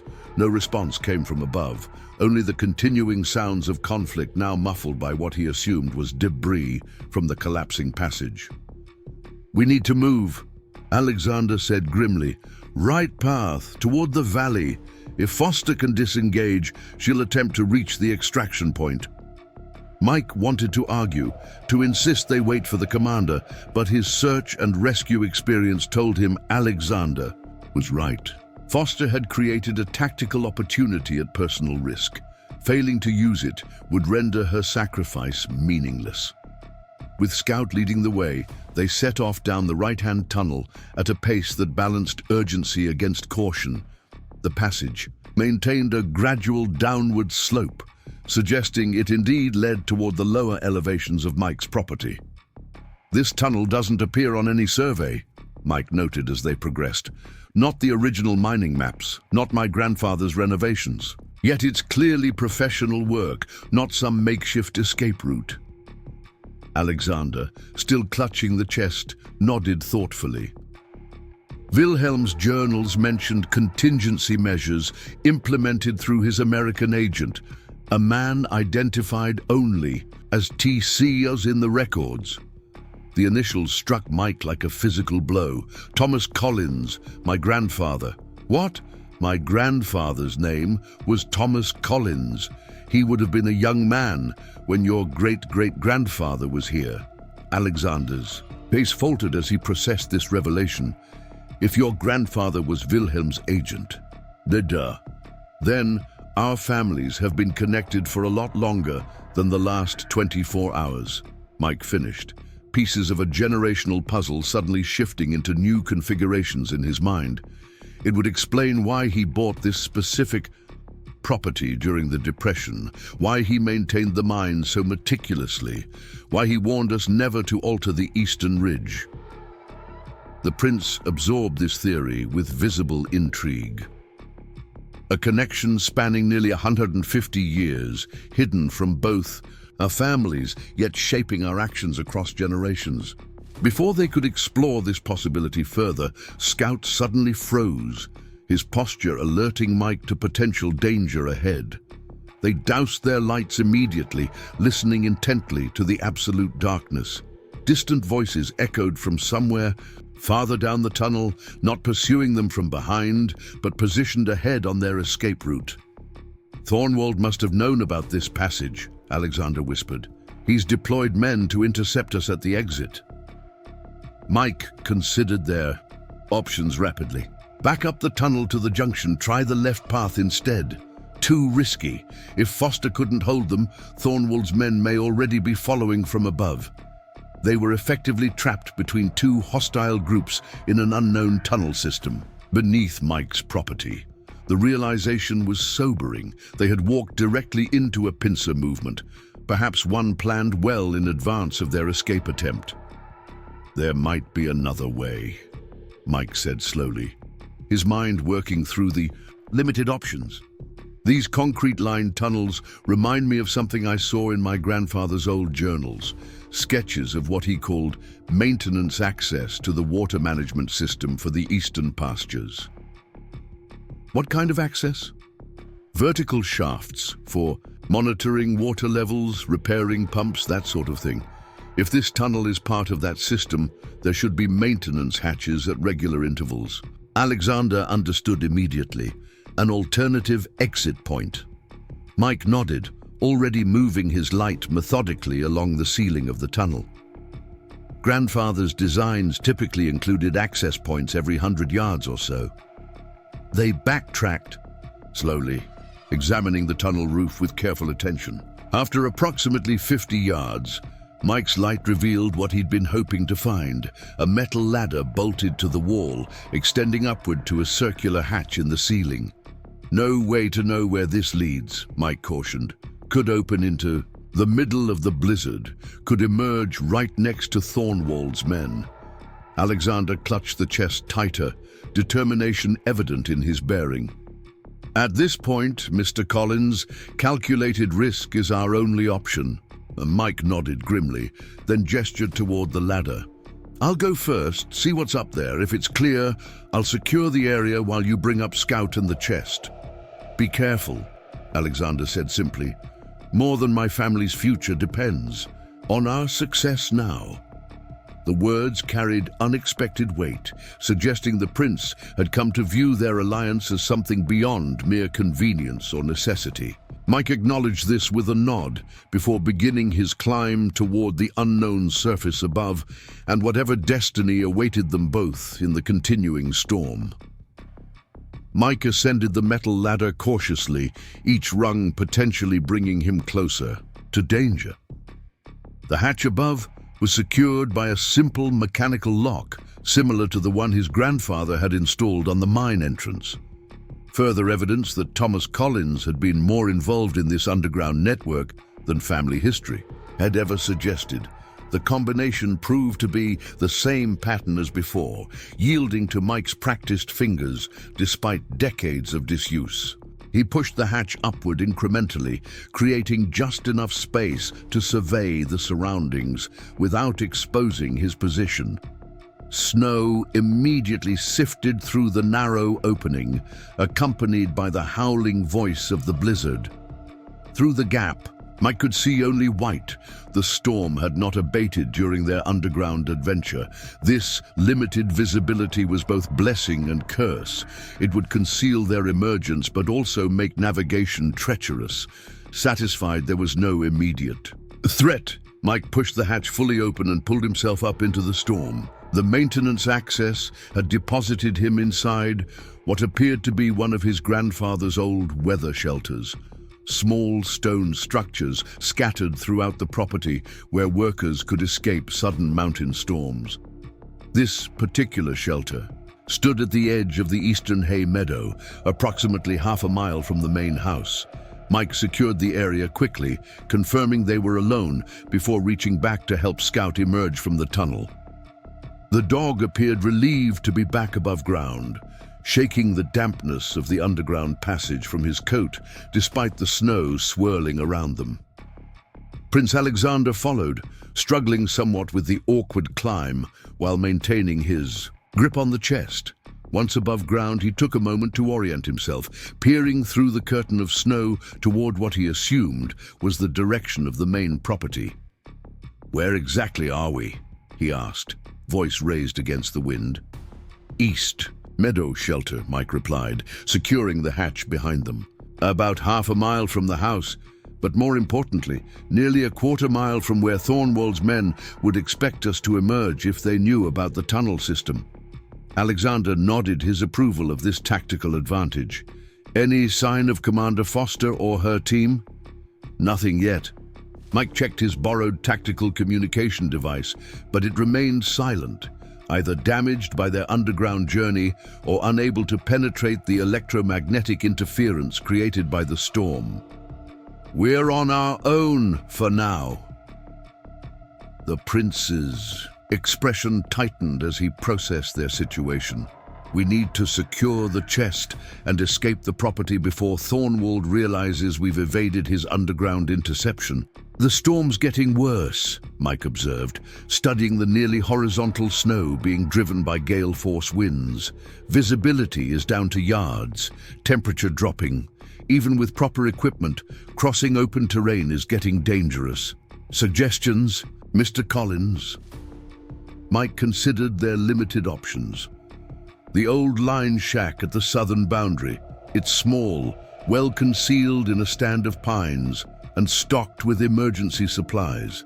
Grandfather used it during carving season, another of his improvements to the property. Distance? 3/4 of a mile, mostly through covered terrain. We can follow the tree line along the eastern meadow, then cut through Henderson's. Draw to reach it without exposing ourselves on open ground. Alexander adjusted his grip on the chest, determination evident in his posture. "Lead on, Mr. Collins. It seems your family's foresight will be our salvation once again." They set out into the teeth of the storm, Mike leading with Scout ranging slightly ahead to warn of potential dangers. The Australian shepherd's instincts had been honed through years of mountain rescue work, giving him an almost supernatural ability to detect concealed hazards in whiteout conditions. Prince Alexander followed closely, his royal bearing incongruous against the brutal simplicity of survival in a Colorado blizzard. Yet he maintained pace without complaint, his earlier weakness seemingly forgotten in the urgency of their flight. The tactical movement took longer than Mike had hoped. What would have been a 15-minute walk in clear conditions became a 40-minute battle against elemental forces. Twice they were forced to change course when Scout alerted them to dangerously deep snow accumulations that could have trapped them in deadly drifts. As they navigated the southern edge of the eastern meadow, staying within the protective shadow of the pine forest, Mike's mind returned repeatedly to the revelations of the past hours. The Collins family connection to Valdenheim royalty, his grandfather's apparent role as Wilhelm's agent, the elaborate hidden infrastructure beneath his seemingly ordinary ranch. These pieces suggested a story far more complex than anything he'd imagined while growing up on this land. "Your grandfather," Alexander said suddenly, breaking the concentrated silence of their journey. "What kind of man was he?" The question seemed oddly personal given their dire circumstances, yet Mike recognized its relevance to their shared mystery. "Complicated," he answered after a moment's reflection. "Outwardly practical, even austere, the kind of man who counted fence posts and kept records of every dollar spent. But he had another side, philosophical, almost mystical about the land." He claimed the Eastern Ridge spoke to him sometimes. Alexander nodded as if this confirmed something. The Ravenstein line has always been drawn to those with unique sensitivities. Wilhelm's journals described his American agent as a man whose eyes see beyond ordinary horizons. "Grandfather used to say something similar," Mike recalled. "Collins knows what's beyond the horizon before others can see it. I always thought it was just ranchers' weather wisdom." "Perhaps it was more," Alexander suggested. "Perhaps that sensitivity is why your family has maintained this connection to mine across generations, even without conscious knowledge of its purpose." This possibility resonated with Mike in unexpected ways. His own inexplicable decision to check the eastern fence line during the worst of the blizzard, the impulse that had led directly to finding the half-frozen prince. Had that been random chance or something more? Some inherited instinct passed down through Collins' blood, along with his grandfather's stubbornness and his father's practical resilience. Their philosophical exchange was interrupted by Scout's low, warning growl. The dog had frozen, attention, fixed on something ahead in the swirling whiteness. Mike immediately signaled for silence, dropping into a defensive crouch beside a large pine. Alexander followed suit, securing the chest against his body while pressing into the limited concealment offered by the tree line. Through the curtain of snow, dark figures moved with tactical precision. 3 men in specialized winter gear, carrying what appeared to be military-grade weapons with thermal imaging attachments. Their systematic sweep pattern suggested they were searching for heat signatures in the concealing storm. "Thornwald's men," Alexander whispered, his breath a pale ghost in the freezing air. "They must have realized we escaped the tunnel and deployed search teams across the property." Mike assessed their position critically. They were perhaps 50 yards from the searchers, temporarily concealed by the storm and the tree line, but at significant risk if the thermal equipment was calibrated for long-range detection. "Henderson's draw is just ahead," he whispered back. "If we can reach it before they change their search vector, the terrain will mask our heat signatures." Alexander nodded, understanding immediately. The narrow ravine Mike referred to would shield them from direct line-of-sight detection, allowing them to approach the line shack unobserved. With silent signals developed during his search and rescue years, Mike directed Scout to lead them along the densest section of the tree line. The dog complied with remarkable understanding, choosing a path that maximized concealment while minimizing noise. Their progress was agonizingly slow, each step carefully placed to avoid creating detectable disturbances in the snow. Twice they froze completely as the search team's pattern brought them dangerously close to their position, holding their breath. As the armed men passed within yards of their hiding place, a particularly violent gust of wind provided their opportunity, a momentary whiteout that reduced visibility to zero for all parties. Mike signaled immediate movement, and they covered the final distance to Henderson's Draw in a controlled rush, sliding down its steep eastern bank into the relative protection of the ravine. The narrow gully offered blessed relief from the direct force of the wind, though snow continued to swirl and drift within its confines. More importantly, its depth and the rocky outcroppings along its length would disrupt thermal imaging from above, giving them a concealed approach to the southern boundary. "Well navigated, Mr. Collins," Alexander commented quietly as they began moving southward along the draw. "Your tactical instincts rival those of my royal guards. Mountain rescue teaches you to respect nature while outsmarting it," Mike replied, modestly. "Same principles apply to avoiding people who want to shoot you. Use the environment to your advantage." They made better time within the sheltered confines of the ravine, though the uneven terrain presented its own challenges. Scout led confidently, occasionally pausing to ensure they maintained the correct heading through the twisting contours of the draw. After approximately 20 minutes, the ravine began to shallow, indicating they were approaching its southern terminus near the property boundary. Mike slowed their pace, advancing cautiously as the protective depth of the gully gradually diminished. "The line shack is approximately 100 yards beyond where this draw meets the southern fence line," he explained quietly. "Small clearing. In the pines. Easy to miss if you don't know what you're looking for." Alexander nodded, shifting the chest to his other arm to relieve the strain of carrying it through difficult terrain. "And once there, what's our next course of action?" It was a question Mike had been considering throughout their journey. "The shack has emergency supplies, a radio operating on frequencies the ranch hands use during calving season. If we can, make contact with Commander Foster's extraction team. We might coordinate a pickup. And if communication proves impossible..." Mike's expression was grimly practical. "Then we wait out the storm, which forecasts suggested will last another 12 to 18 hours. Thornwald's men are good, but they can't search every inch of a 1,000-acre property in these conditions. When the weather breaks, we make a run for the county road." The prince considered this contingency with royal composure. A sound strategy, given our limited options. "Your practical approach to crisis is commendable, Mr. Collins." They reached the end of the ravine and paused to survey the terrain ahead.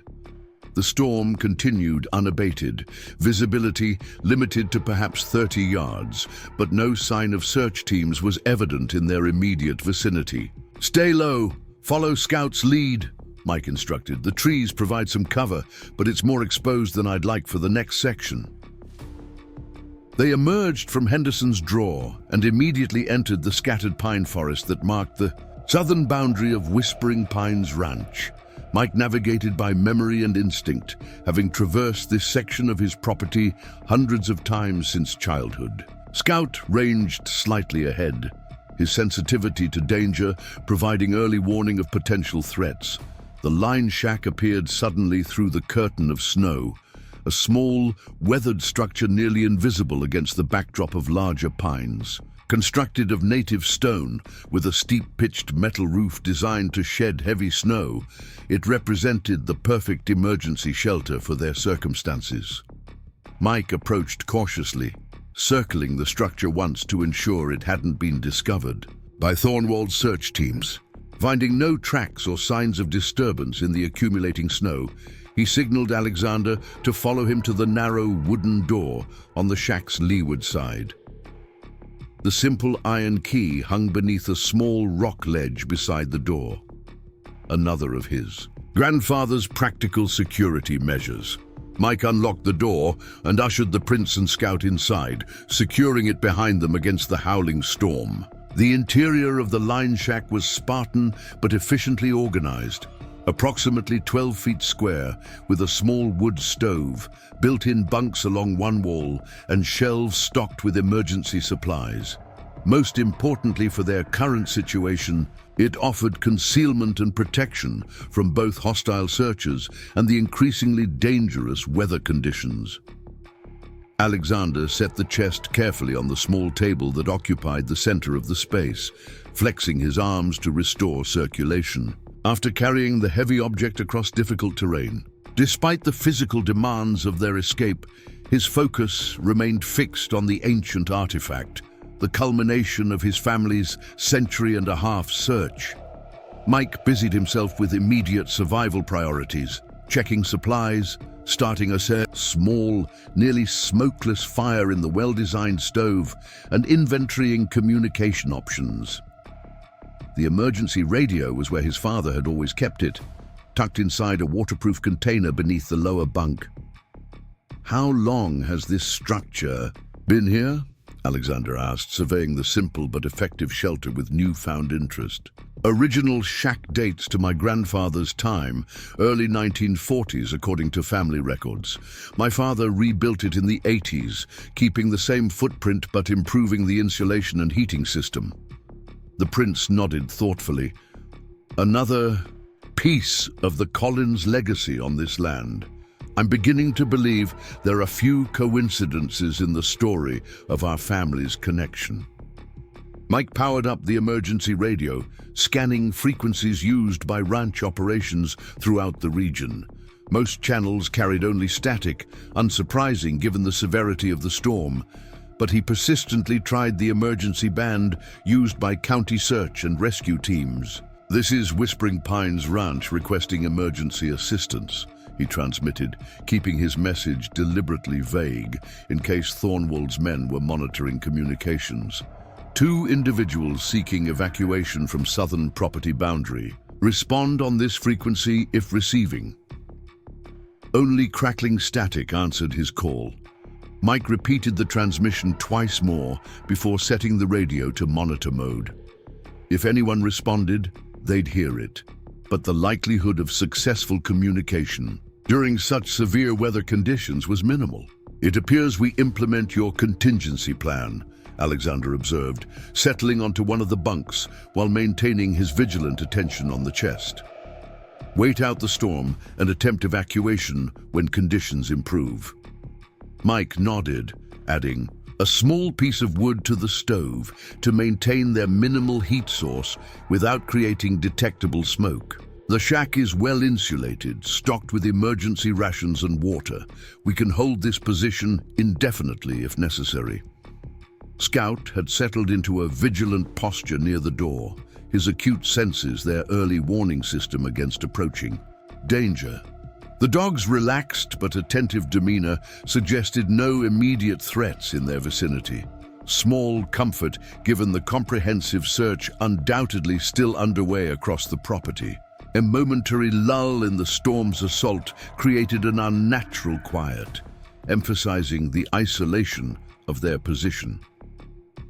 In this brief stillness, Alexander's attention returned to the chest, the object that had precipitated their extraordinary circumstances. "I believe the time has come, Mr. Collins," he said quietly, "to complete what was begun 150 years ago." Mike understood the significance of the moment. Whatever secrets the chest contained had driven Prince Wilhelm to Colorado in the 1870s, inspired his grandfather's lifetime of vigilance, and now brought his royal descendant back to this land despite tremendous personal risk. "Are you sure?" Mike asked, sensing the historic weight of their actions.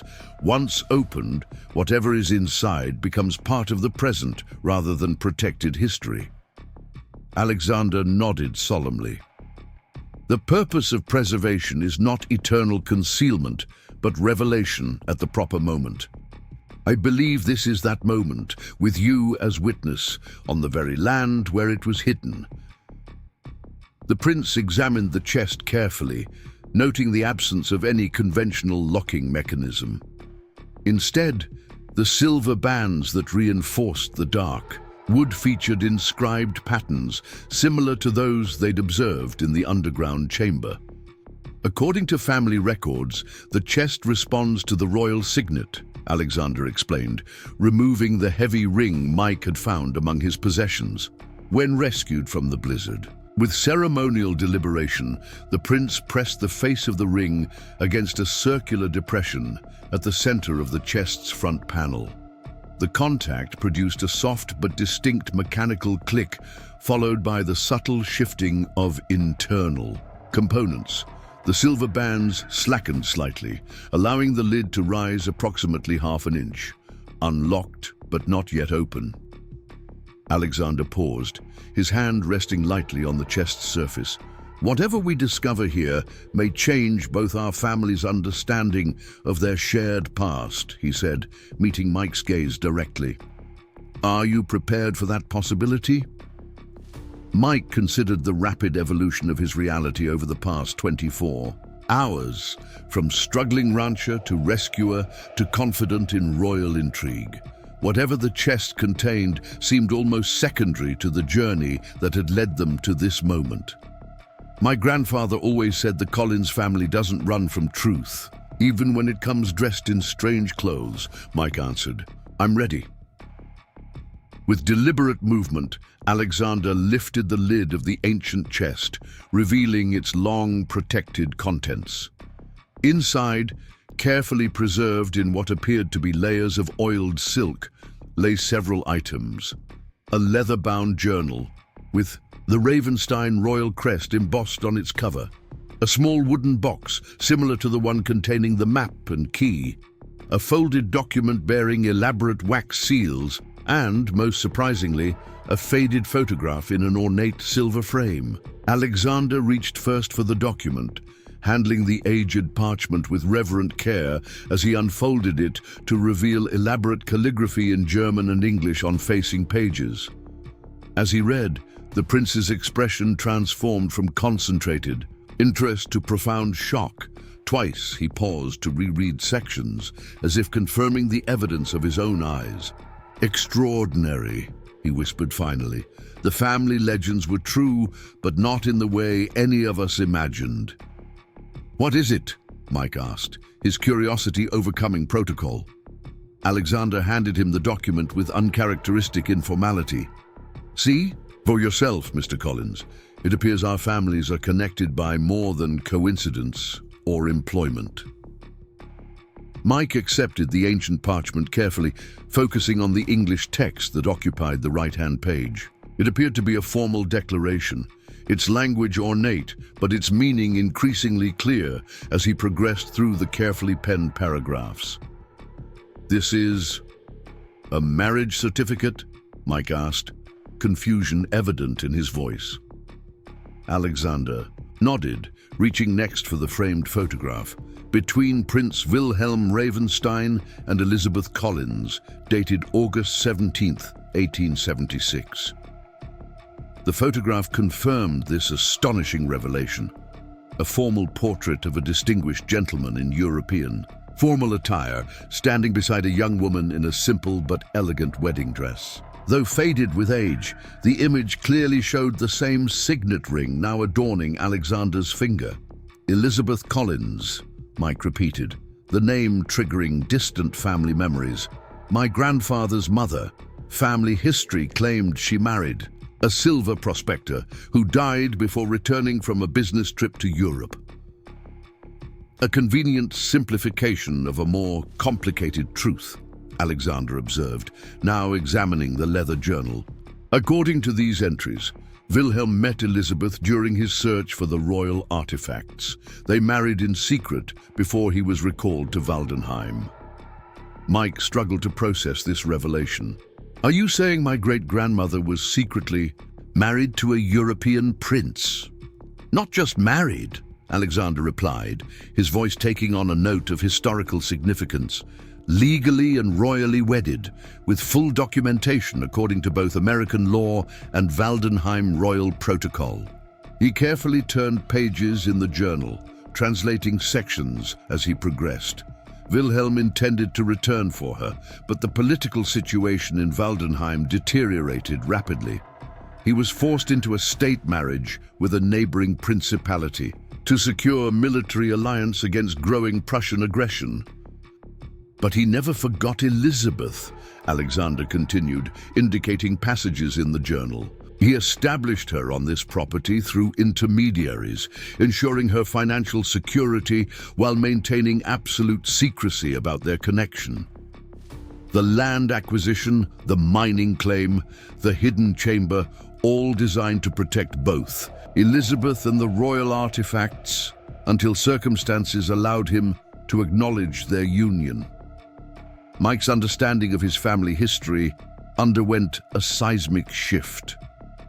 So when my grandfather maintained this property so meticulously, insisted on keeping the eastern ridge untouched, he was honoring his father's legacy, Alexander confirmed.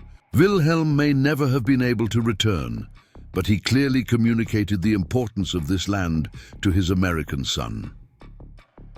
The prince returned to the small wooden box, opening it to reveal a magnificent pendant, emeralds and diamonds arranged around a central sapphire of extraordinary size and clarity, all set in platinum, crafted with remarkable artistry. The Ravenstein heart, Alexander identified it, a royal treasure given only to the true consort of the ruling prince. Its disappearance during the Napoleonic era was documented in our archives, but its connection to Wilhelm's American journey was never suspected. He handled the pendant with particular reverence. This alone would confirm the legitimacy of Wilhelm's marriage to Elizabeth Collins. Royal law expressly forbids bestowing this jewel on anyone but a lawfully wedded royal consort. The implications of these discoveries expanded in Mike's mind like ripples on still water.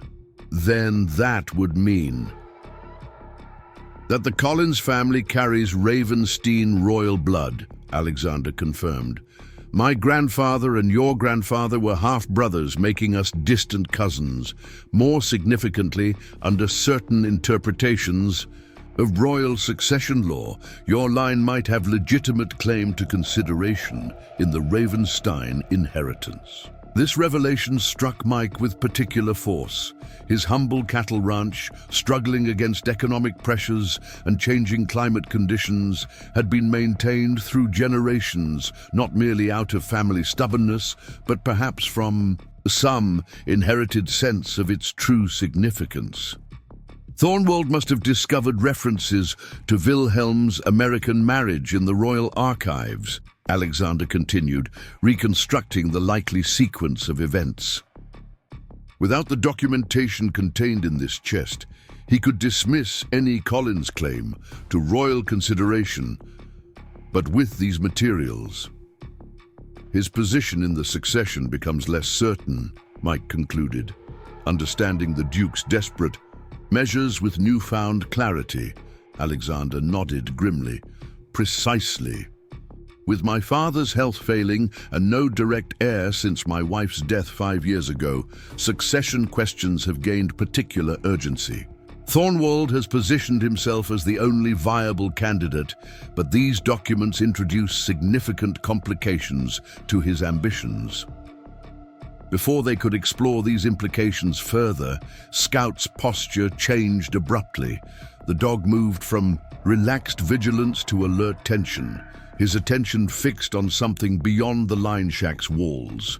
Mike immediately doused the single lantern illuminating their shelter, moving silently to the narrow window that overlooked the approach from the north. Through the swirling snow, he detected movement, disciplined and purposeful, despite the challenging conditions. Thornwald's men, he whispered, counting at least 4 distinct figures moving in tactical formation. They've found us, or at least narrowed their search to this sector. Alexander quickly but carefully returned the documents and artifacts to the chest, securing it once more. Options, Mr. Collins? Mike assessed their situation with practiced efficiency. The line shack offered minimal defensive advantages, sturdily built but ultimately vulnerable to determined assault. Their position near the property boundary suggested one potential avenue of escape, but would require perfect timing and intimate knowledge of the terrain. There's a drainage culvert running beneath the county access road, approximately 200 yards south of our position, Mike explained quietly, gathering essential supplies into a small pack. If we can reach it without being detected, we can move beyond the property boundary, where Thornwald might be reluctant to pursue so openly. Alexander nodded his understanding.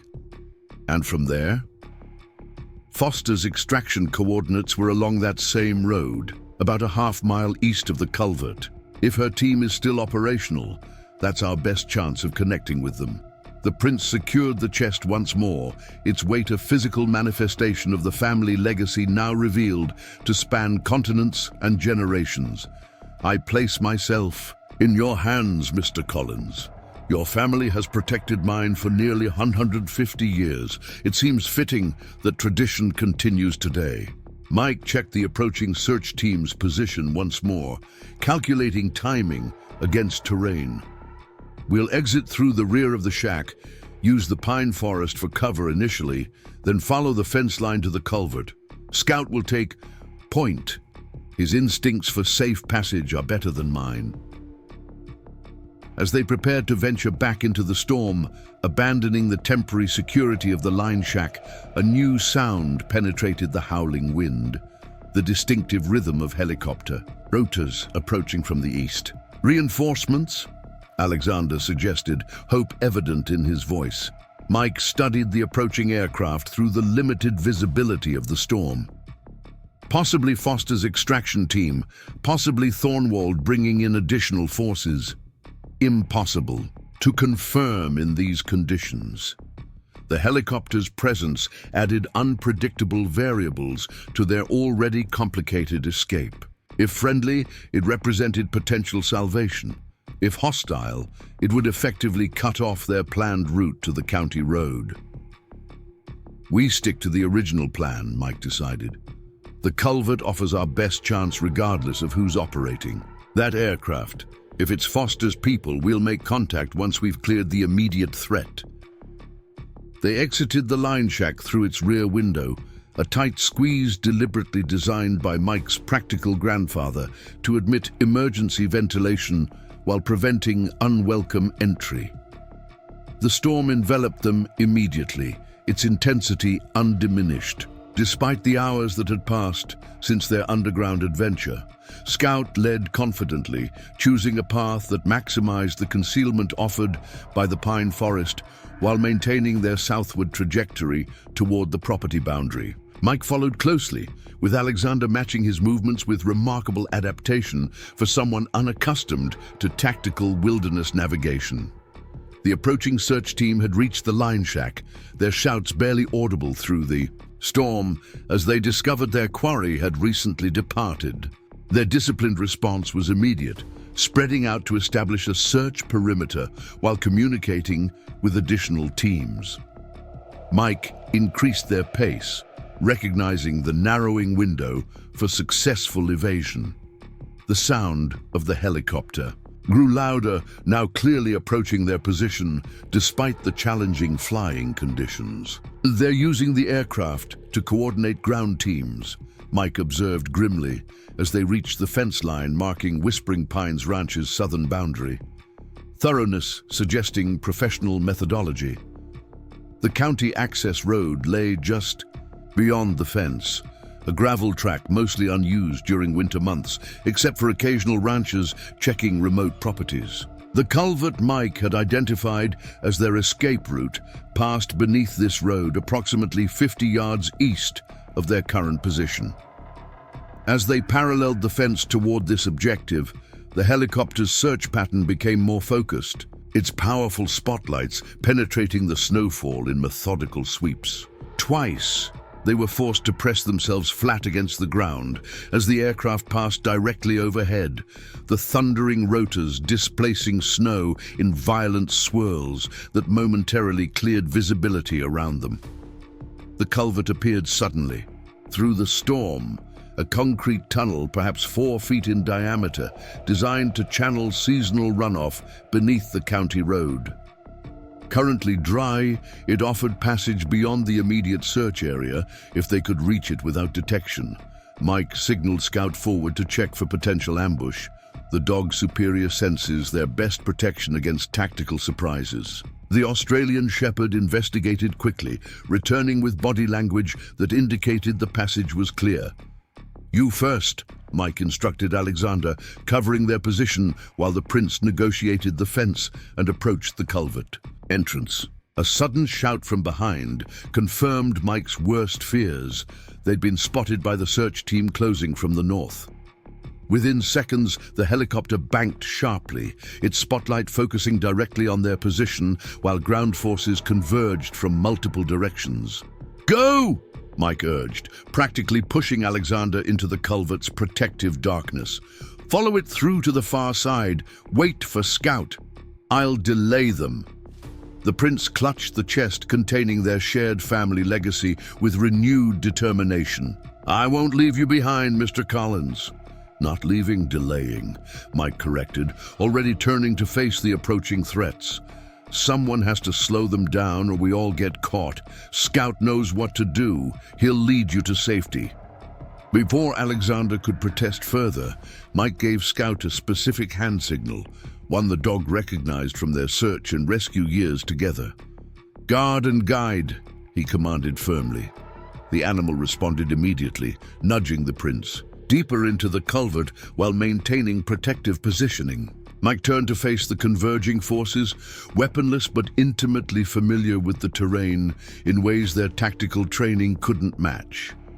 His goal wasn't confrontation, but distraction, drawing attention away from the culvert long enough for Alexander to clear the far side with their precious cargo.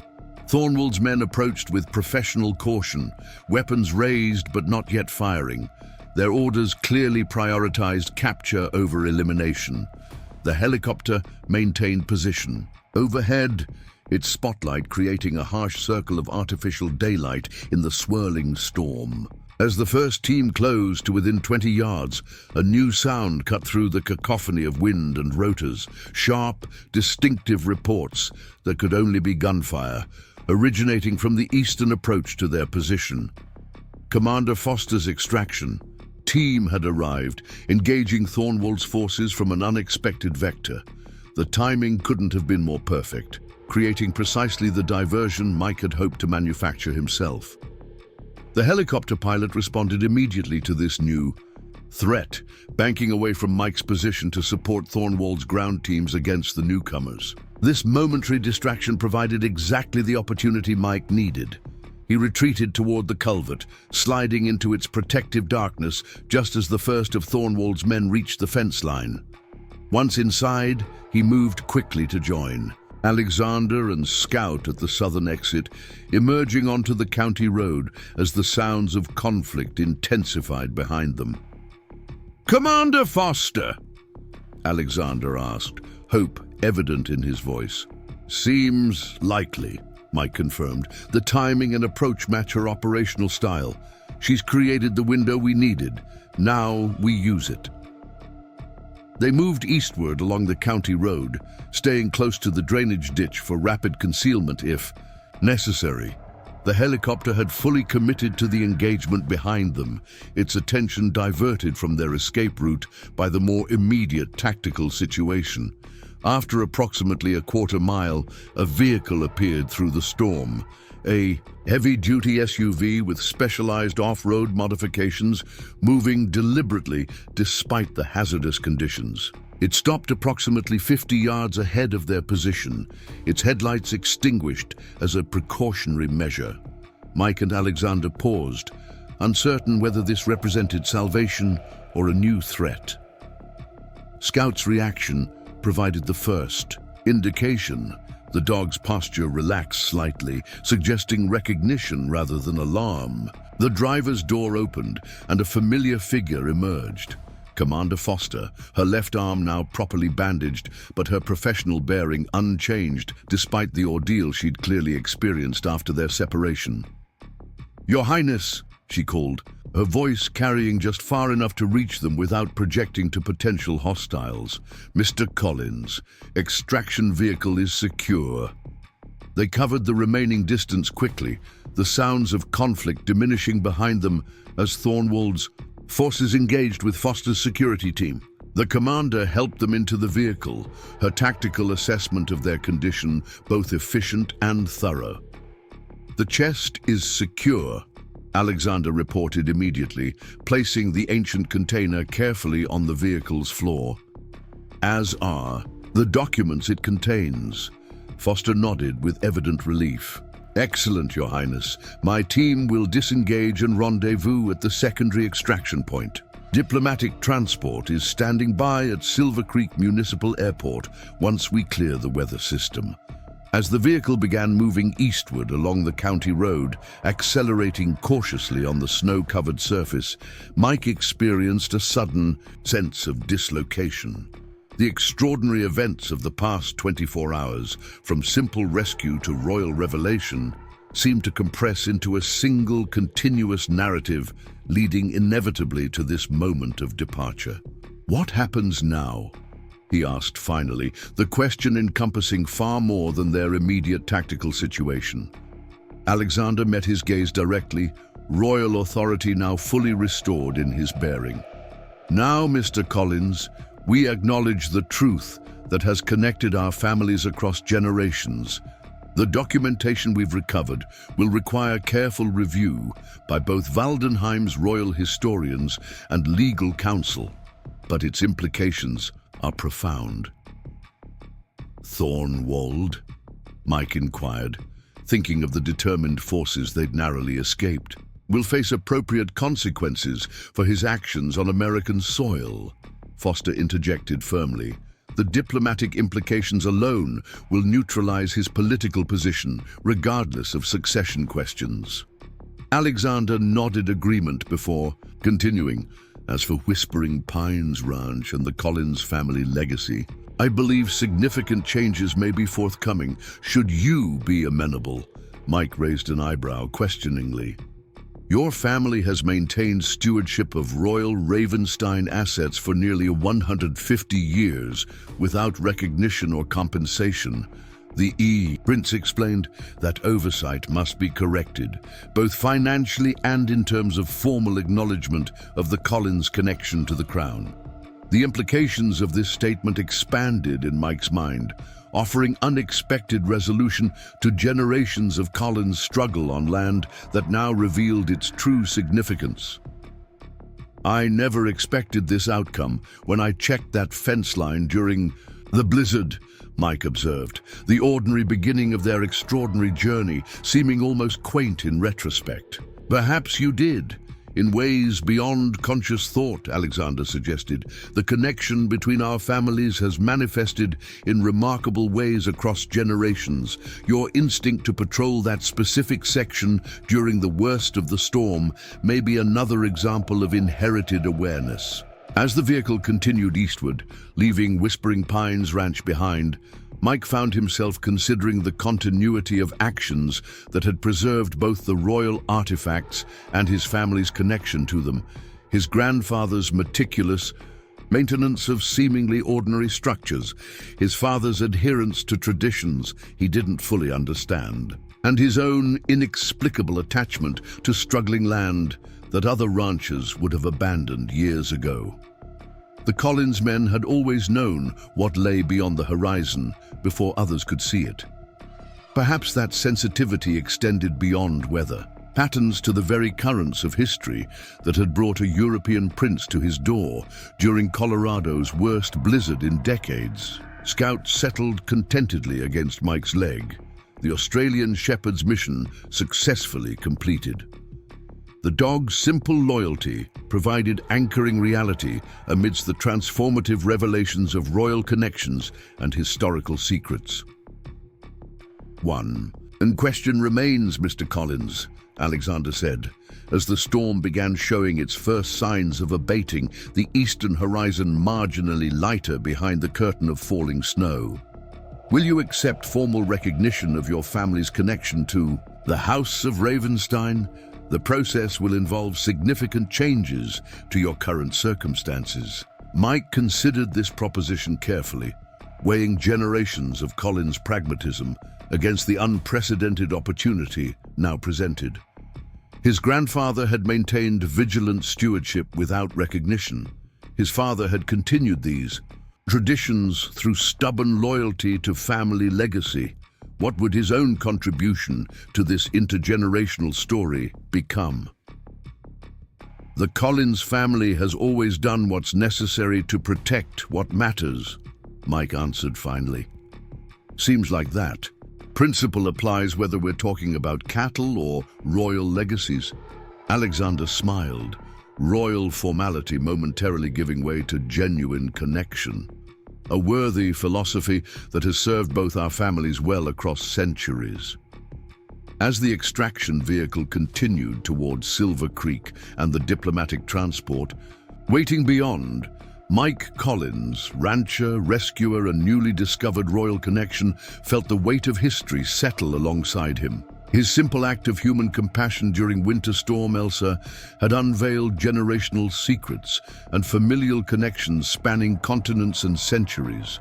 The blizzard that had threatened one man's life had indeed concealed operations of extraordinary significance, but not in ways anyone could have predicted when the day began. What had started as an impulsive decision to check fence lines during dangerous weather had revealed a legacy connecting humble Colorado ranchers to European royalty through bonds of blood, honor, and shared purpose.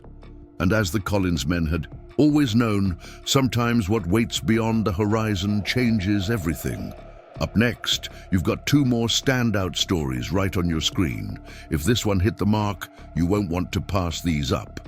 Just click and check them out.